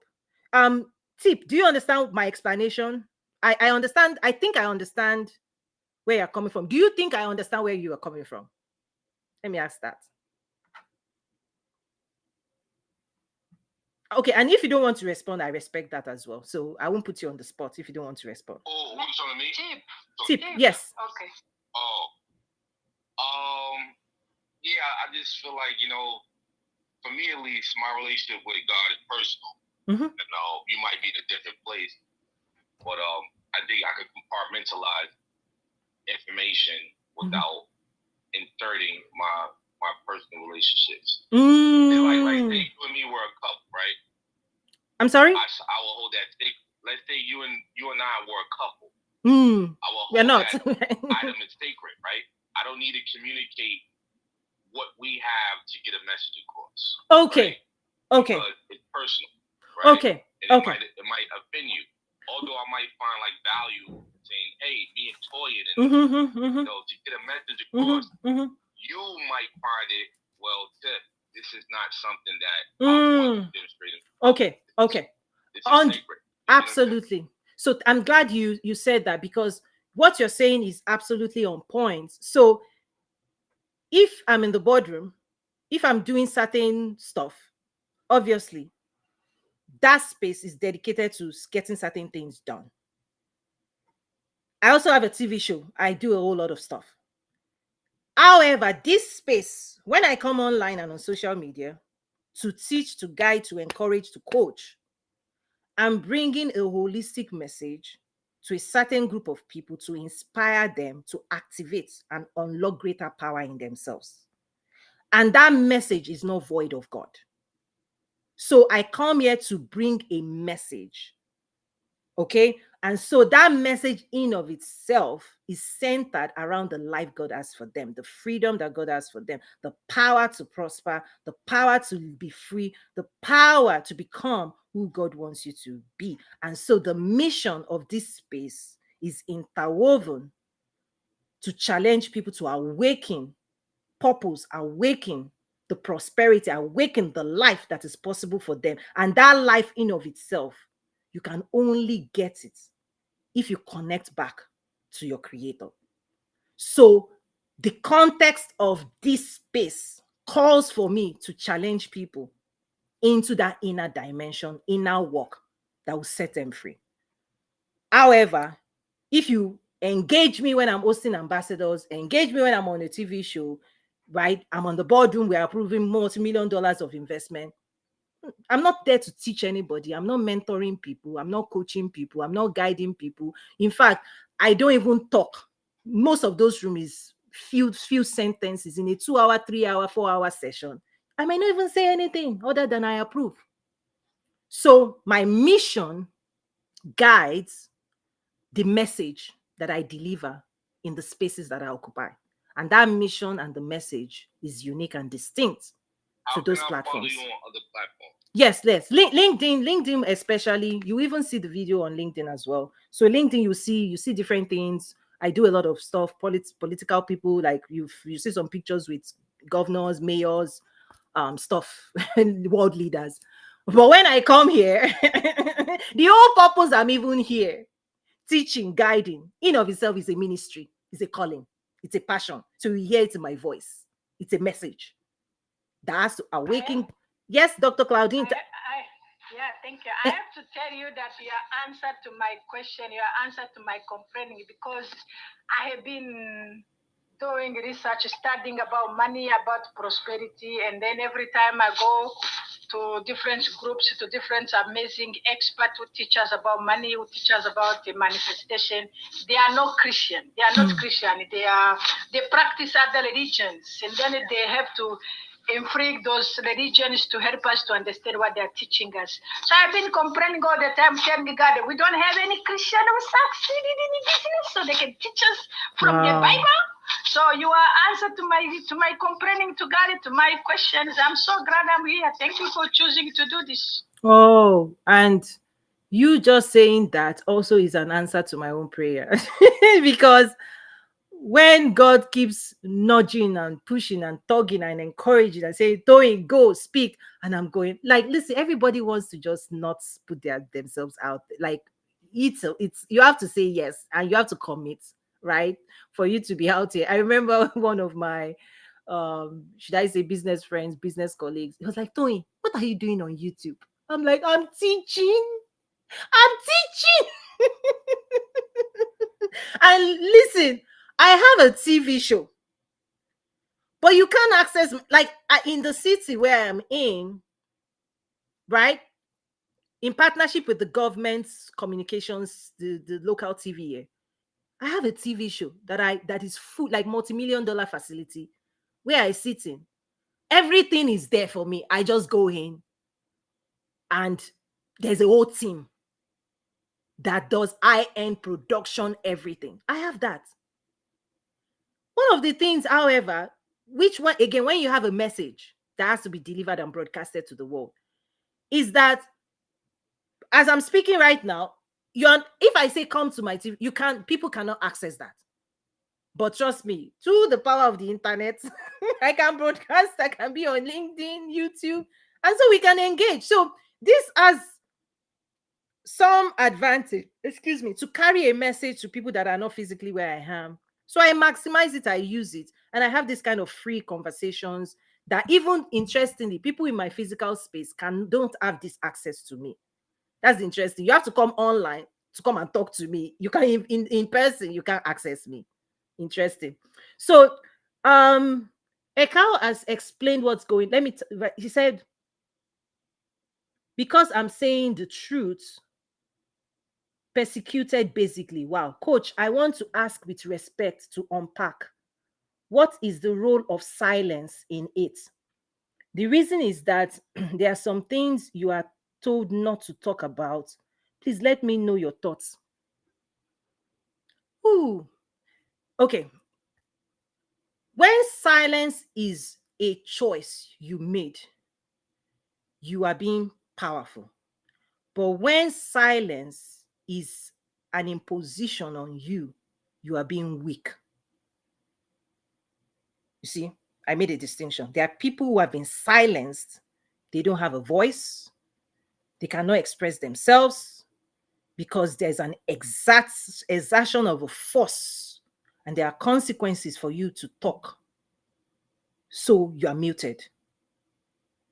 Okay, so silence, being muted, when you are muted, is weakness. Your power has been taken away. But there's another form of silence that is one of the most powerful things you can ever do. The most powerful thing you can ever do. And that's where the Bible says, if somebody slaps you on the cheek, you turn the next one. Right? This is what happens when Jesus is being slapped, beaten, right? People are throwing things at him. And he just didn't say anything. In fact, Peter wanted to do something, cut somebody's head. Jesus said, I'm not here to fight. That's when you choose not to engage. Sorry? I'll follow your socials. I'm gonna follow you on a different platform. Good luck with what you're doing, all right? I appreciate that. Everything you offer. And I appreciate your time, your investment here, and your contribution. Your voice definitely, right, activated the conversation as well. So you contributed. Thank you. I appreciate that. Yeah, I'm gonna get with you. We're gonna find a nice meet. Well, God bless. God bless you. I love you all. Thank you. Thank you so much. Yes. Thank you. I appreciate that. So, Ekao, silence is not the problem. The problem is, did you choose to be silent, or was that choice made for you? That's the difference. Because wisdom can say, be quiet, right? But weakness can also say, listen, I'm not free to speak. But each stage, you have to assess each stage, right? So there are places you go into, like I shared, if I'm in the boardroom or doing so, I don't even need to, I don't have, like, there's nothing, when you don't have anything to prove, when you are free, you will observe life more, you'll be more quiet, you'll be more at peace, and there are certain things you will not participate in because you assess it and you realize it takes your energy and doesn't give you anything back. There's no return on energy investment. There's no use to, like, if you're talking, there are certain people you shouldn't even talk to. Okay? Bible tells you attempt to correct a fool. You will suffer for it. It's unwise to be correcting a fool because a fool has chosen their ways and they are closed up. Listen, proud people, God opposes the proud. God opposes the proud. When you see somebody proud and you just have to let people go, leave people alone. I think once you are trying to prove something, you're trying to change somebody, you're trying to extract something from people, you want something from people, that's when you engage in control. And guess what? That struggle, you will hurt yourself. Because that reaction, when people are not saying what you want them to say, when they are not acting the way you want them to act, when they are not giving you what you want them to give you, anytime that push is happening, you are going to create an energetic charge in yourself where you will be angry, upset, all of that frustration, the insecurity of that moment, you will feel it in your body. And the more you give it to the world will multiply, give it to you. One thing I say, this is just a joke. It's a joke, but it's real. But I want you to laugh. Like, the wisdom is wrapped up in the story. It's like, in relationship, spouse, husband and wife, one of the things I pray most men don't understand. Whatever you give a woman, you multiply, you get it back. If you start dosing a woman negativity, ooh, when comes back at you, particularly if she wants to react. You see, reaction is natural. Responding is supernatural. Let me put it that way. So on a normal plane, if a man comes with a charge to the natural thing is just multiplication. It's coming back, because the human to human interface, when you give your output, it becomes an input to somebody. Somebody has to process it and give it back to you, and then in that process, there's energetic entanglement, and the steam. Okay, the energy in you, the energy in them gets stronger. Peace is when you discharge, you bring that energy, right? That negative charge, you remove it, and that in of itself requires a lot of work. The easiest thing is somebody comes at you this way, boom, you give it back to them. As you are giving it back to them, they too now have to, right, react again, boom. So two people reacting with one another, you form a loop. So, okay, let me see. I want to wrap up. I'm probably going to split it into 1 or 2, 3 when I release this video later. Process. Okay, so for you to respond, you need to rest and digest. It actually takes a lot of time to respond. I want you to discover yourself, know your likes, know your dislikes, know your wants, know your desires, discover yourself, be your own agency, and develop the communication skills to be your own advocate. Okay, Ekal says the choice was made for me. Then you are involved in a power dynamic. The only thing you can do is to make yourself more powerful. Because if people have greater power than you, you don't have a choice, right? Okay, they didn't have that. I'm making sure all the points I wanted to raise. So part of really being able to respond is you have to become less energetically dependent on others. You have to let people go. You have to, in your own freedom, you will find your own freedom when you set people free. Take note of that. But if you hold people bound, if you are judging people, you are judging yourself. You will feel that pain before it reaches the other person. But if the person has done this work, it won't even reach them. It will just remain inside you as a block. It makes you stuck, because the next time you see, when that person's name comes to your mind, you charge yourself up. The person's name comes to your mind again, you charge. So you are the one releasing negative charge in your own system. Later you say, oh, this person did this to me. No, you did that to yourself. When you set people free, you will find your own freedom. When your heart and minds are aligned and are at peace, okay, you'll be better able to respond. So quiet, peace, calm, patience is going to become your personality if you want to be responding to life. Because anybody that is hasty, anybody that is rushed will continue to react. But you realize that rich people, successful people, okay, leaders, you cannot rush them. You cannot rush them because they need time to think and respond. And they have agency over their own life. Many people don't know this. They will still be calling you, jump, come here. You are still an agent of control if other people's voices is agitating you. They want you to do this and you must do it when they want you to do it. That means you are being bossed. They are the boss, you are the, right? But when you attain a particular level, nobody bosses you anymore. Listen, in my work, the things I do, at that level, when I work with the highest, most successful people in the world, nobody bosses anybody around, because it's mutual respect. That's the only way you attain and work with. Because you are powerful, they are powerful. Nobody can lord anything over each other. When you're in the board, it's only at the entry level of success that people are like, I will lord over you, I will do this. That fight, that energetic stuff is only outside of the courtyard. In the palace, you understand protocol. You understand when you're supposed to speak, when you're not supposed to speak. Who has the microphone? You honor. There's more decorum. There's more honor and respect in the quarters of leadership. You come in there because you're powerful. They come in there, they're powerful. Since you don't answer to them, right? In order for you to collaborate, partner, get things done, is mutual respect. It's only at the entry level people don't have mutual respect. They misbehave, they say anything. That's only on social media can you be typing all kinds of things. The day you start engaging with successful people. It's mutual. If you are the president and you are the president of another nation, yeah, you might have more army, but even when you stand together, by virtue of the power you both carry, you must respect my power, and then I will respect your power. But if somebody disrespects you and is saying you should respect them, imbalance. That's what some cultures create. I'm the boss. I'm the pastor. I'm the pastor. God, Jesus said, you know the way of the world. They always lord it over each other. That's what I'm saying. People always lord. I'm the boss. You want everybody to know. Listen, none of these things in the highest levels of success, everybody carries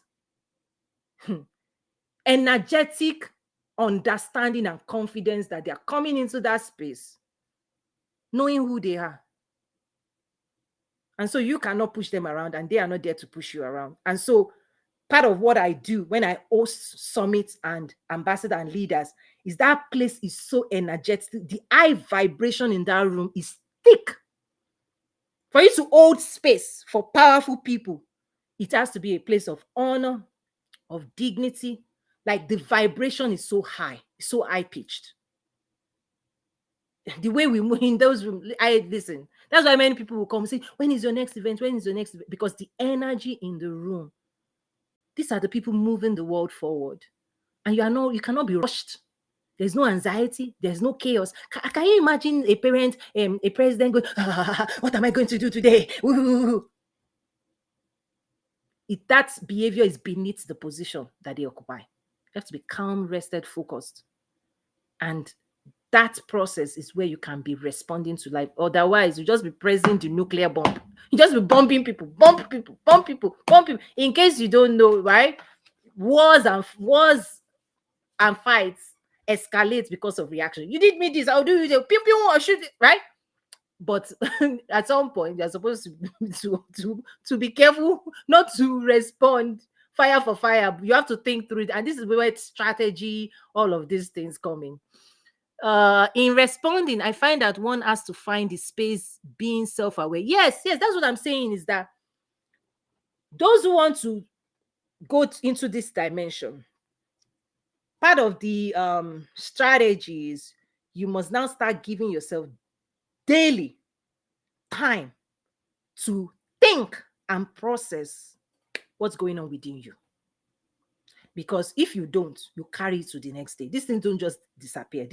This chart doesn't just go away, because many people have compounded. It's like if you've not brushed your teeth for 6 months, what you have to deal with, you have to go to a dentist. Like they might even remove some of the teeth, decay. The energetic charge many people are carrying is rooted in years and years and years, decades of unprocessed childhood trauma. And those things don't go away because they're just stored in your memory. If anybody shakes you or triggers you, that stuff comes out. Listen, trigger opens, the vibration, the energetic vibration and the sensation can open your memory bank. And suddenly you react the way as if you were 5, 10, 15 years old. You react. Not any fault of yours. The reason I'm sharing this is that the higher you want to go, you have to invest in developing the skills to be aware enough to deal with those things, because the higher you go, more reactivity, more pressure, and whatever is inside of you will attempt to come out of you. It will come out of your mouth, it will come out of your action, it will want to find a release, an energetic release. And so quietly, this is why you need mentors and coaches, right? In quiet practices, therapy, right? Deal with that stuff in safe environment. Develop the skills. I will keep telling you, join toyinumesiri.academy. Develop the skills. Take the classes. You can no longer be ignorant. The more you want success, you can no longer be ignorant about the effect you're having on other people, the effect you're having on yourself, the effect you're having on your kids, the effect you're having on other people. We have to own it. We have to discipline ourselves. It's the most important thing you can ever work on that will change your life forever. This is your life force. Because at the higher dimension of this, when we go into magnetism and manifestation, This will determine, is what's determining what you're attracting. Because good people that have money like to give it to good people that can get things done. I won't talk too much about that. The reason I keep pushing this is for my wealth builders, okay, my quantum leapers. You will only go far as you can emotionally handle, emotional capacity. Moses didn't get into the promised land. His emotion did not allow. This thing is so real. You see, Saul didn't go far. He lost his throne because he didn't have the patience to wait for the prophet to come and do what the prophets can do. I told you protocol. You enter the center of power and you want to be doing anything anyhow just because you feel like it, just because there are consequences. He was rejected. David, because of emotion, another person's wife, this person's, God intervened, sent a prophet to him. Fix this quickly. Fix it. This is not acceptable. The place I've put you, this is no longer acceptable. You cannot be doing riffraff. All the things, people who don't have destiny are doing. Please, you cannot be doing that. I'll deal with you. You don't know the pruning hand of God. It's grace. He corrects the people he loves. Have you not read that in your Bible? How God corrects the people he loves. But when God is trying to correct some people, okay, you disqualify yourself. If God cannot correct you, if he cannot send a prophet to you, if you cannot correct yourself, you've disqualified yourself. Because God is not going to work with you with your own rules. You will follow God's rules. Dr. Claudine, have you liked what you heard today? Any big aha moments for you as I've gone through my notes? I think I've covered. It's beautiful. I love everything. I feel sorry for Moses. Which Moses? Okay, Moses in the Bible. The one who didn't get to the promised land, the one who was carried away with emotion, he saw his people misbehave and then he threw away the commandment God gave it to him. I mean, he hit 2 times what God told him to hit once. He hit 2 times. Because of that, God told him he will see the promised land, but he will never get there despite the hard work he did. I feel sorry for him all the time. Yeah, but one of the things, my husband preached a message, was it last year or 2 years ago, that in a way gave us a glimpse that though, yes, that happened here on earth, but he said at the transfiguration, when Jesus was here, Moses was still one of those people Jesus sent to talk to, and God sent to talk to Jesus. So there's redemption. When my husband preached that, I was like, oh, it makes sense. Yes, we can feel sorry for him, but ultimately, God's response to his own reaction was also out of love, and God was calling him to higher. And one of the places we can also see that he didn't really one of the things I always challenge people is that we need to know that what we do in this reality, in this realm, in this, right, also influences afterlife. We always talk about the reward. People don't share that in the church anymore. So many people are not running their race because there's no intentionality, because somebody's not telling you that everything you invest doing what God has called you to do, please realize you are just storing up treasures in heaven, which is what God told us to do. Store up treasures in heaven. Seek my kingdom. Many of those things are in the scriptures. People don't know why they need to activate themselves and start pursuing and start living for God and start building God's kingdom. People don't know why you ought to be investing your time, energy, and resources to advance the will of God, because there is a reward. There's nobody that does this thing for God here that you think you go to heaven. Now, entering heaven up to is Jesus' works, but the reward, the castle, the mansion is up to you. You cannot tell me now, Rayad Bonky, you go to heaven, you and him will get the same crown. Please now, God is fair. The same VIP seat. You think? No. They are elders. Remember, Bible says we have witnesses. People that have gone, we have witnesses. This is higher spiritual stuff I'm talking about. There are people watching what you are doing right now. There are people clapping for you. When somebody gives their soul and you are the one that preach, angels are clapping. You think your register is not being filled with those souls. If only we can reactivate this kind of conversation in the church, I think maybe everybody in the church, maybe they will, it's like we almost need activation, like shock, like people's heart needs to be beating again, right? All this beating down, people are tired, people are God's word needs to activate you, because you need to be powering the life God has for you, if for nothing else, for the reward in heaven. But remember, doctor. So those are the witnesses Bible talk about. I always ask myself, what type of those witnesses Bible talk about? They are they are different. So there are, there's 24 elders. There are different beings. But generally speaking, the way I understand it is that if you have believers, generals in the faith that have passed on. Remember in the Bible, the rich ruler that went to heaven, but the beggar, remember the beggar, the way he treated the beggar. Lazarus. Yes, Lazarus. Yes. Lazarus. Remember, this is reality that we need to awaken back for people to understand that are Christian. His behavior towards Lazarus here on earth impacted, right, his afterlife. And in that afterlife, he was having a conversation. He was still a witness to how his brothers were still behaving here on earth. And he was begging and said, please, can you send somebody to go and correct them? So those who have passed on, okay, and they are there, it could be your dad, it could be your this, right? That have, Paul will say, I finished my race, I finished my course, I'm going. It's up to you now. What movie do you think they are watching? They are watching us here. Again, advanced stuff. Again, advanced stuff. They are watching a movie. You are watching social media. What do you think they are watching? Oh my God. Oh my God.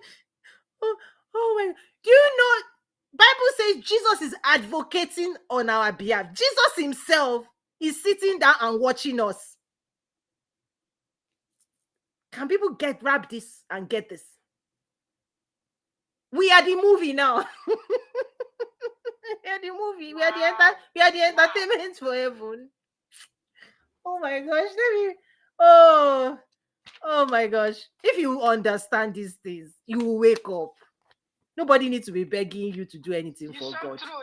Because they are spirit now, they are everywhere.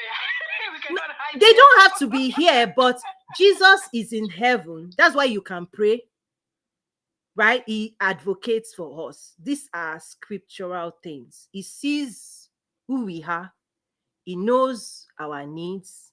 And even you see in the New Testament, where Paul was appealing, he told Old Testament stories and says they were of like mind. These people that did great things in the Bible for God, they are humans like us. Even then, they didn't have Jesus, right? And so it is a challenge to say, right now, Jesus has died for you. You have the power of the Holy Spirit. Name of Jesus, blood of full armor of God. The question is, what are you using it to do? You are fully packed. Why did God pack you with armory? To do what? To sit down on Netflix? Like, what's going on, guys? Like, to do, like, to just pacify and just endure and just survive. And then you don't know that when you get to heaven, they will tell you, oh, you don't know the reward that you will get. Nobody here on earth, remember Jesus said, nobody here on earth that did this for Jesus, they will be rewarded. Please, are people skipping that in their Bible? Are they skipping it? They're not reading it. That many are called, few are chosen. That the harvest is plenty, the laborers are few. Are people reading these things? That many people are not enlisting themselves to be energetically charged, to be bringing God's kingdom, God's will. and his dimension here on earth, that God needs you to be pushing his own agenda, but you are pushing your agenda. Are people skipping these things I'm saying in their Bible? Oh, Ekau says we are movie stars. Yes, we are entertaining heaven. And trust me, people are like, anyway. Whew, okay. He says we are movie stars. Okay. Oh. I pray that you are living in such a way that God is like excited. Because you see, Solomon, he did certain things that activated heaven, that God showed up and said, Solomon, what's up? And Bible says God is going to and fro, looking for who he may show himself gracious to. I pray that when he encounters you and checks in on your life, that he will say, yes, let me show this guy. I want to work with this guy. I want to work with this girl. That's yes. I pray God will be pointing and saying, yeah, look at, Job, it was this. You remember when I say you are the movie now? Job, it was the same thing, oh. Have you seen you see what I'm saying? That even Old Testament, God is involved in the affairs of men. God is involved in your life. God is there with you. He's always calling people's attention. The key is, are you paying? Are you listening to him? Are you willing and obedient so you eat the good of the land? Not just here, but afterlife. And afterlife is even more glorious. And if there's no afterlife, what is then the reward? What does it profit a man if he gains this whole earth and loses his own soul? Like, what really do you get for working really hard? Money, house. God, the Bible has already told you all of those things. Enjoy it while on earth. But people are storing up this treasure here instead of treasure in heaven. But trust me, God will help you enjoy planet earth as well. Which is why I teach business, right? But trust me, business is service. Business is service through the lens of Christianity. You wash feet, you make people better, you encourage, and then you'll be rewarded. I come quickly, my reward. Listen, there's reward here, there's reward in heaven. But let's get it right. Let's get it right. So I'll bring everything back together to say, just at the end of the day, watch this replay a few times. Reach out if you need help and support. We have work to do on ourselves to set ourselves free so that we can pursue purpose. There's my school. There are classes, courses. Listen, this work is so important because you don't have to struggle. You don't have to wonder. You don't have to be lost. The sheep that are lost, right? You have to go and pull people back. This is my attempt to say there's help. God has heard our prayers. Listen, my solutions and the things I've been working on for years. My own conversation is, I know when people encounter it, they will give praise to God because they'll be like, I've been looking for you. Like, this is what I needed. And so that's the testimony of this assignment that I have and this work. Is that my school, my programs, my platform is an answer to the struggles of people. And so when you invest, you find the things that you need there. That's it. Oh my gosh. Amen. Hallelujah. Amen. Thank you. I'm glad. So any other parting words or questions or comments for other people that will watch the replay?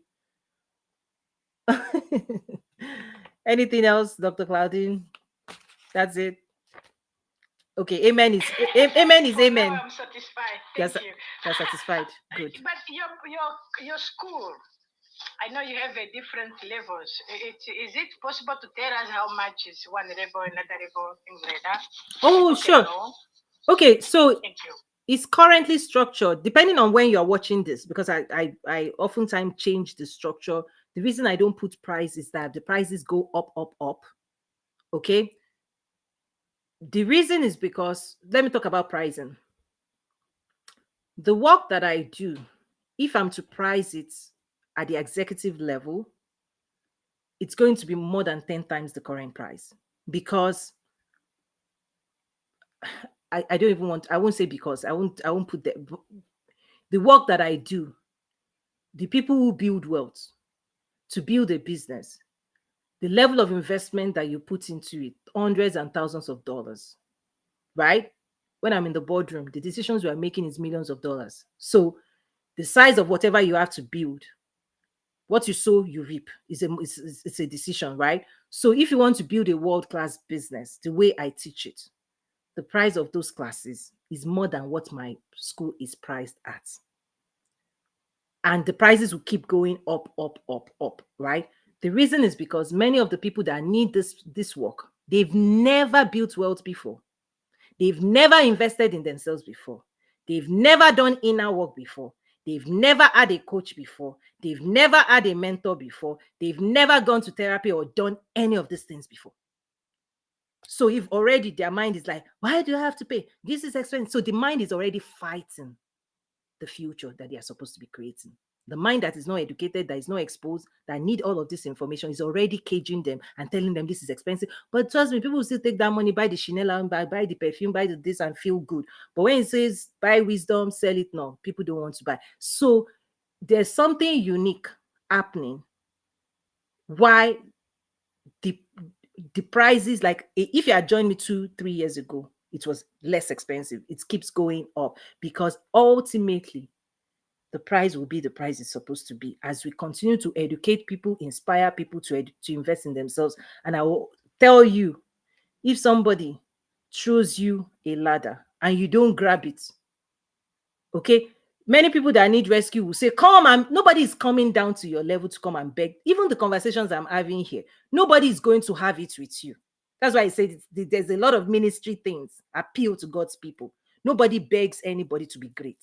Nobody tells anybody, I beg you be purposeful. I beg you live God's life. I beg you be wealthy. I beg you be. Nobody does that because it's people are, look around you. People are already doing it for themselves. Your cocoa, your cashew, your this, your that is already building wealth for anybody. So it's actually in the favor of most people for you to do nothing. You're not a competition if you're not engaged in life at that dimension.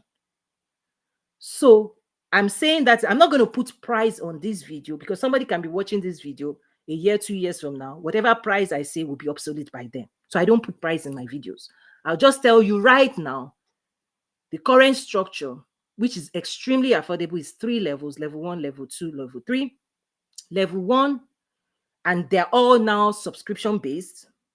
Before, you could literally, if you were following me 2 years ago and you heard what I said and you enrolled, it was one payment and it's like lifetime enrollment.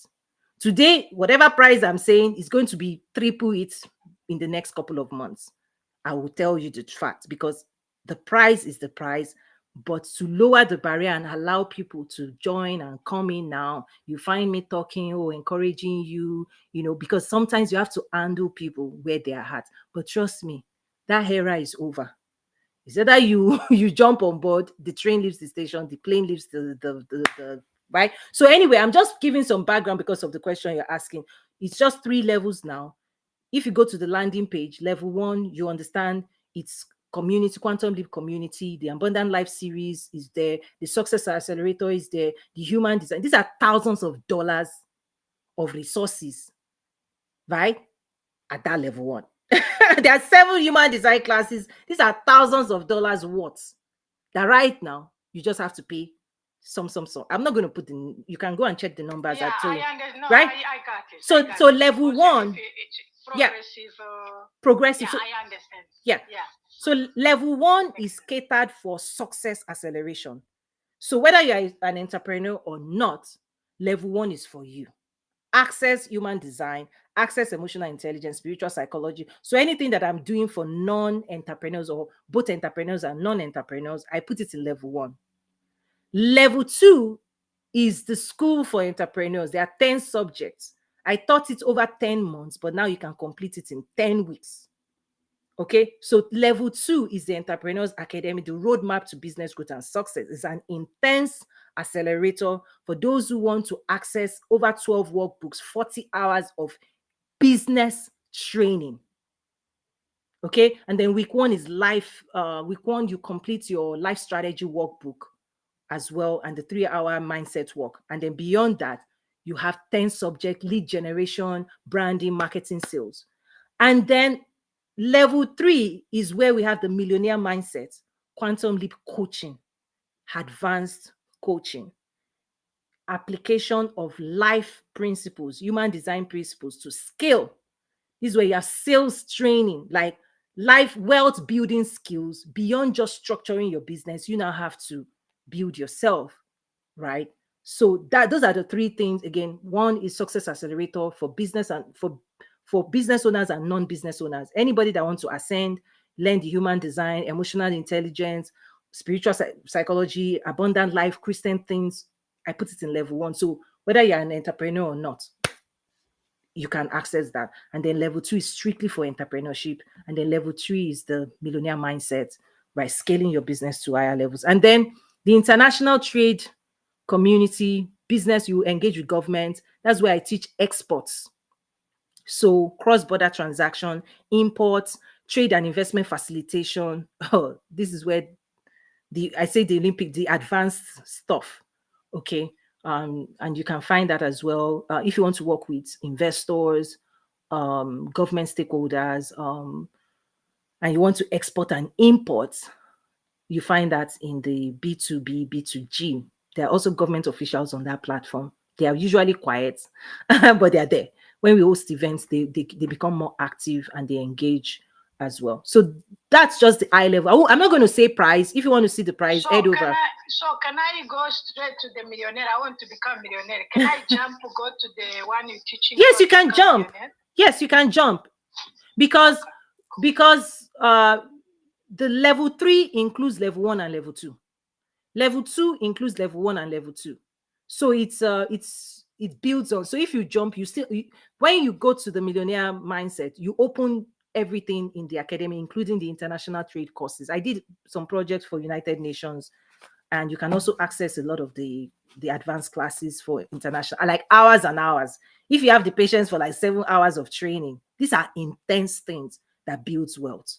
So yes, you can go to the next level. And I advise that because it opens everything. Don't discourage me saying hours and hours. I need to be wealthy, so don't worry about that. Okay. I'm not attempting to discourage. I think one of the things I do is I prepare. I don't want anybody surprised. I think that's what I do that is different. Most people will tell you, and I think it's a lie. This is why they will tell you, oh, let's just go down the street. But they're not telling you are going to climb Kilimanjaro. So you don't prepare. It's like the 10 virgins. If you knew how much the journey would take, you will pack enough oil. You will prepare your emotions, your mind, your heart, and you'll be all in. Most people think this thing is overnight, so they get discouraged when they step into it. I'm not that person. There's a lot of psychology involved, right? Is that God will not tell you it's easy, but people want to believe it's easy. So it sells. People are making millions of dollars selling a lie to people on social media. Click here, download this, click here, download this. If you take my course, you will become this. If you do this, and everybody wants to believe the lie. Everybody wants to believe the lie. You are being told, let's go down the street. Meanwhile, they didn't tell you will climb Kilimanjaro, pack well, eat food, right? Rest yourself, give yourself a year so that you'll be training, you build the resiliency, you build the dexterity, you build the skill that will make you have lasting success. Nobody says that. They just tell you, click here, download, dance on Reels. Don't they tell you, if you dance a little bit, you will make money? Oh, if you build this funnel, you will. Can you funnel your way to meeting an ambassador? They are not on social media. I have students that have graduated, that have gotten contracts with the World Bank. It's not social media. But trust me, they'll tell you, if you do this funnel, and you do that funnel, and you do this like this, and you do this like this, you'll be making money.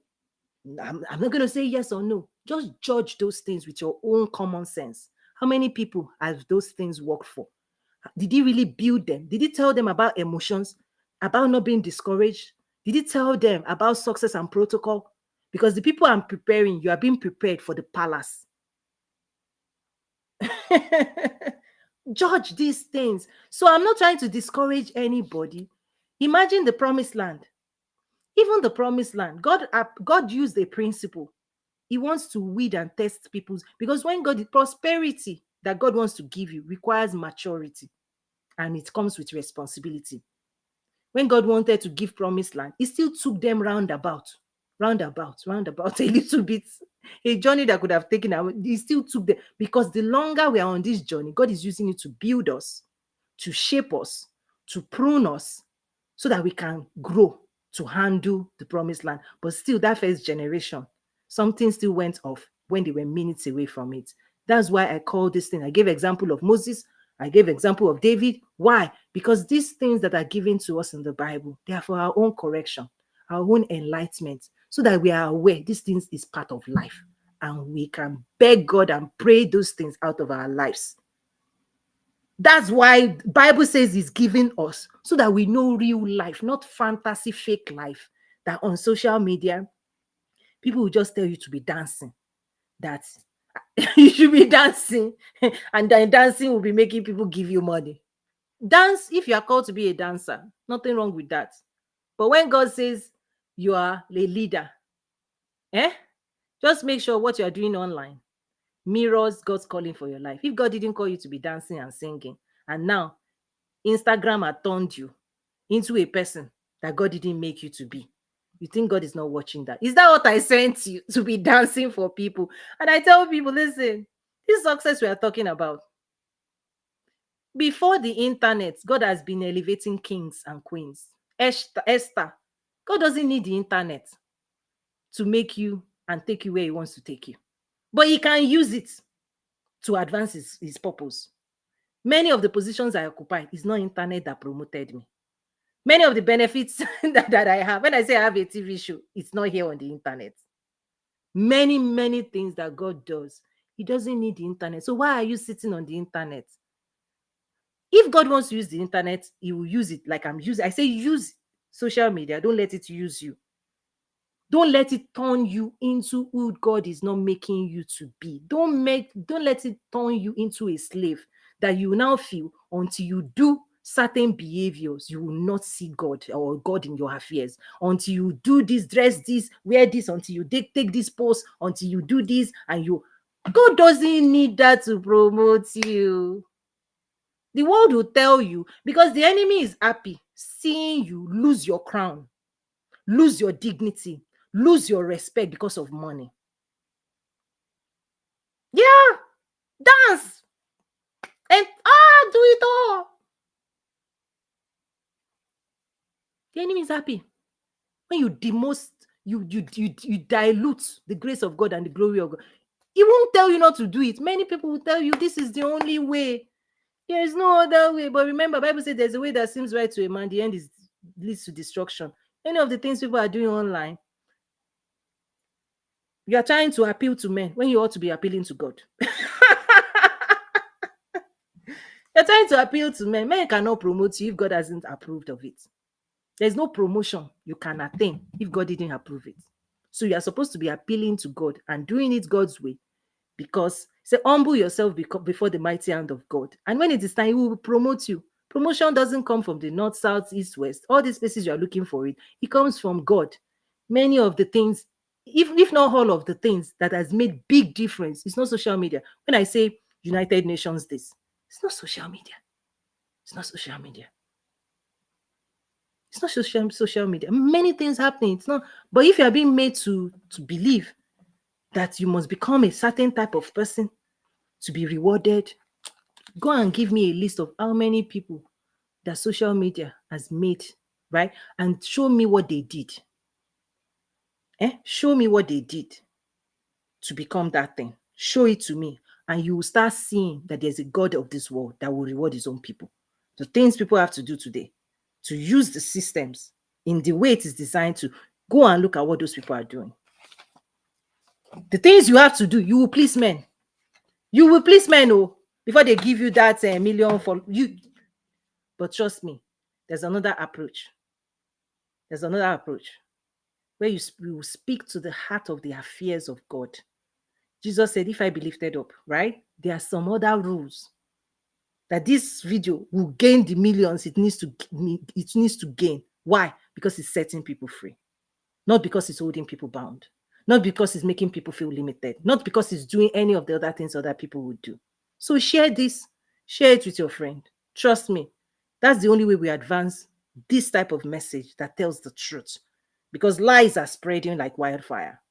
Lies are spreading like wildfire, and some of our people, you find them there because there's no alternative. So I'm just challenging you to be true to what God has called you to do. Don't give up. Don't give in. Don't feel like you have to demote yourself, disrespect yourself, water down what God has given you to a certain level where it is now useless, ineffective. Dance this, dance that. I'm not, listen, we like entertainment. We will tune in when somebody is dancing. We will tune in. But when we walk away, do we remember who danced yesterday? No. Did the person change our life? Just made us laugh, which is good. We felt good in the moment. But did that person do what God called them to do? I don't know. But I am calling people out to just evaluate all those things for yourself. Just check it in. So it says I'm full. Good, good, good. Bye, everyone. Bye, everyone. And yeah,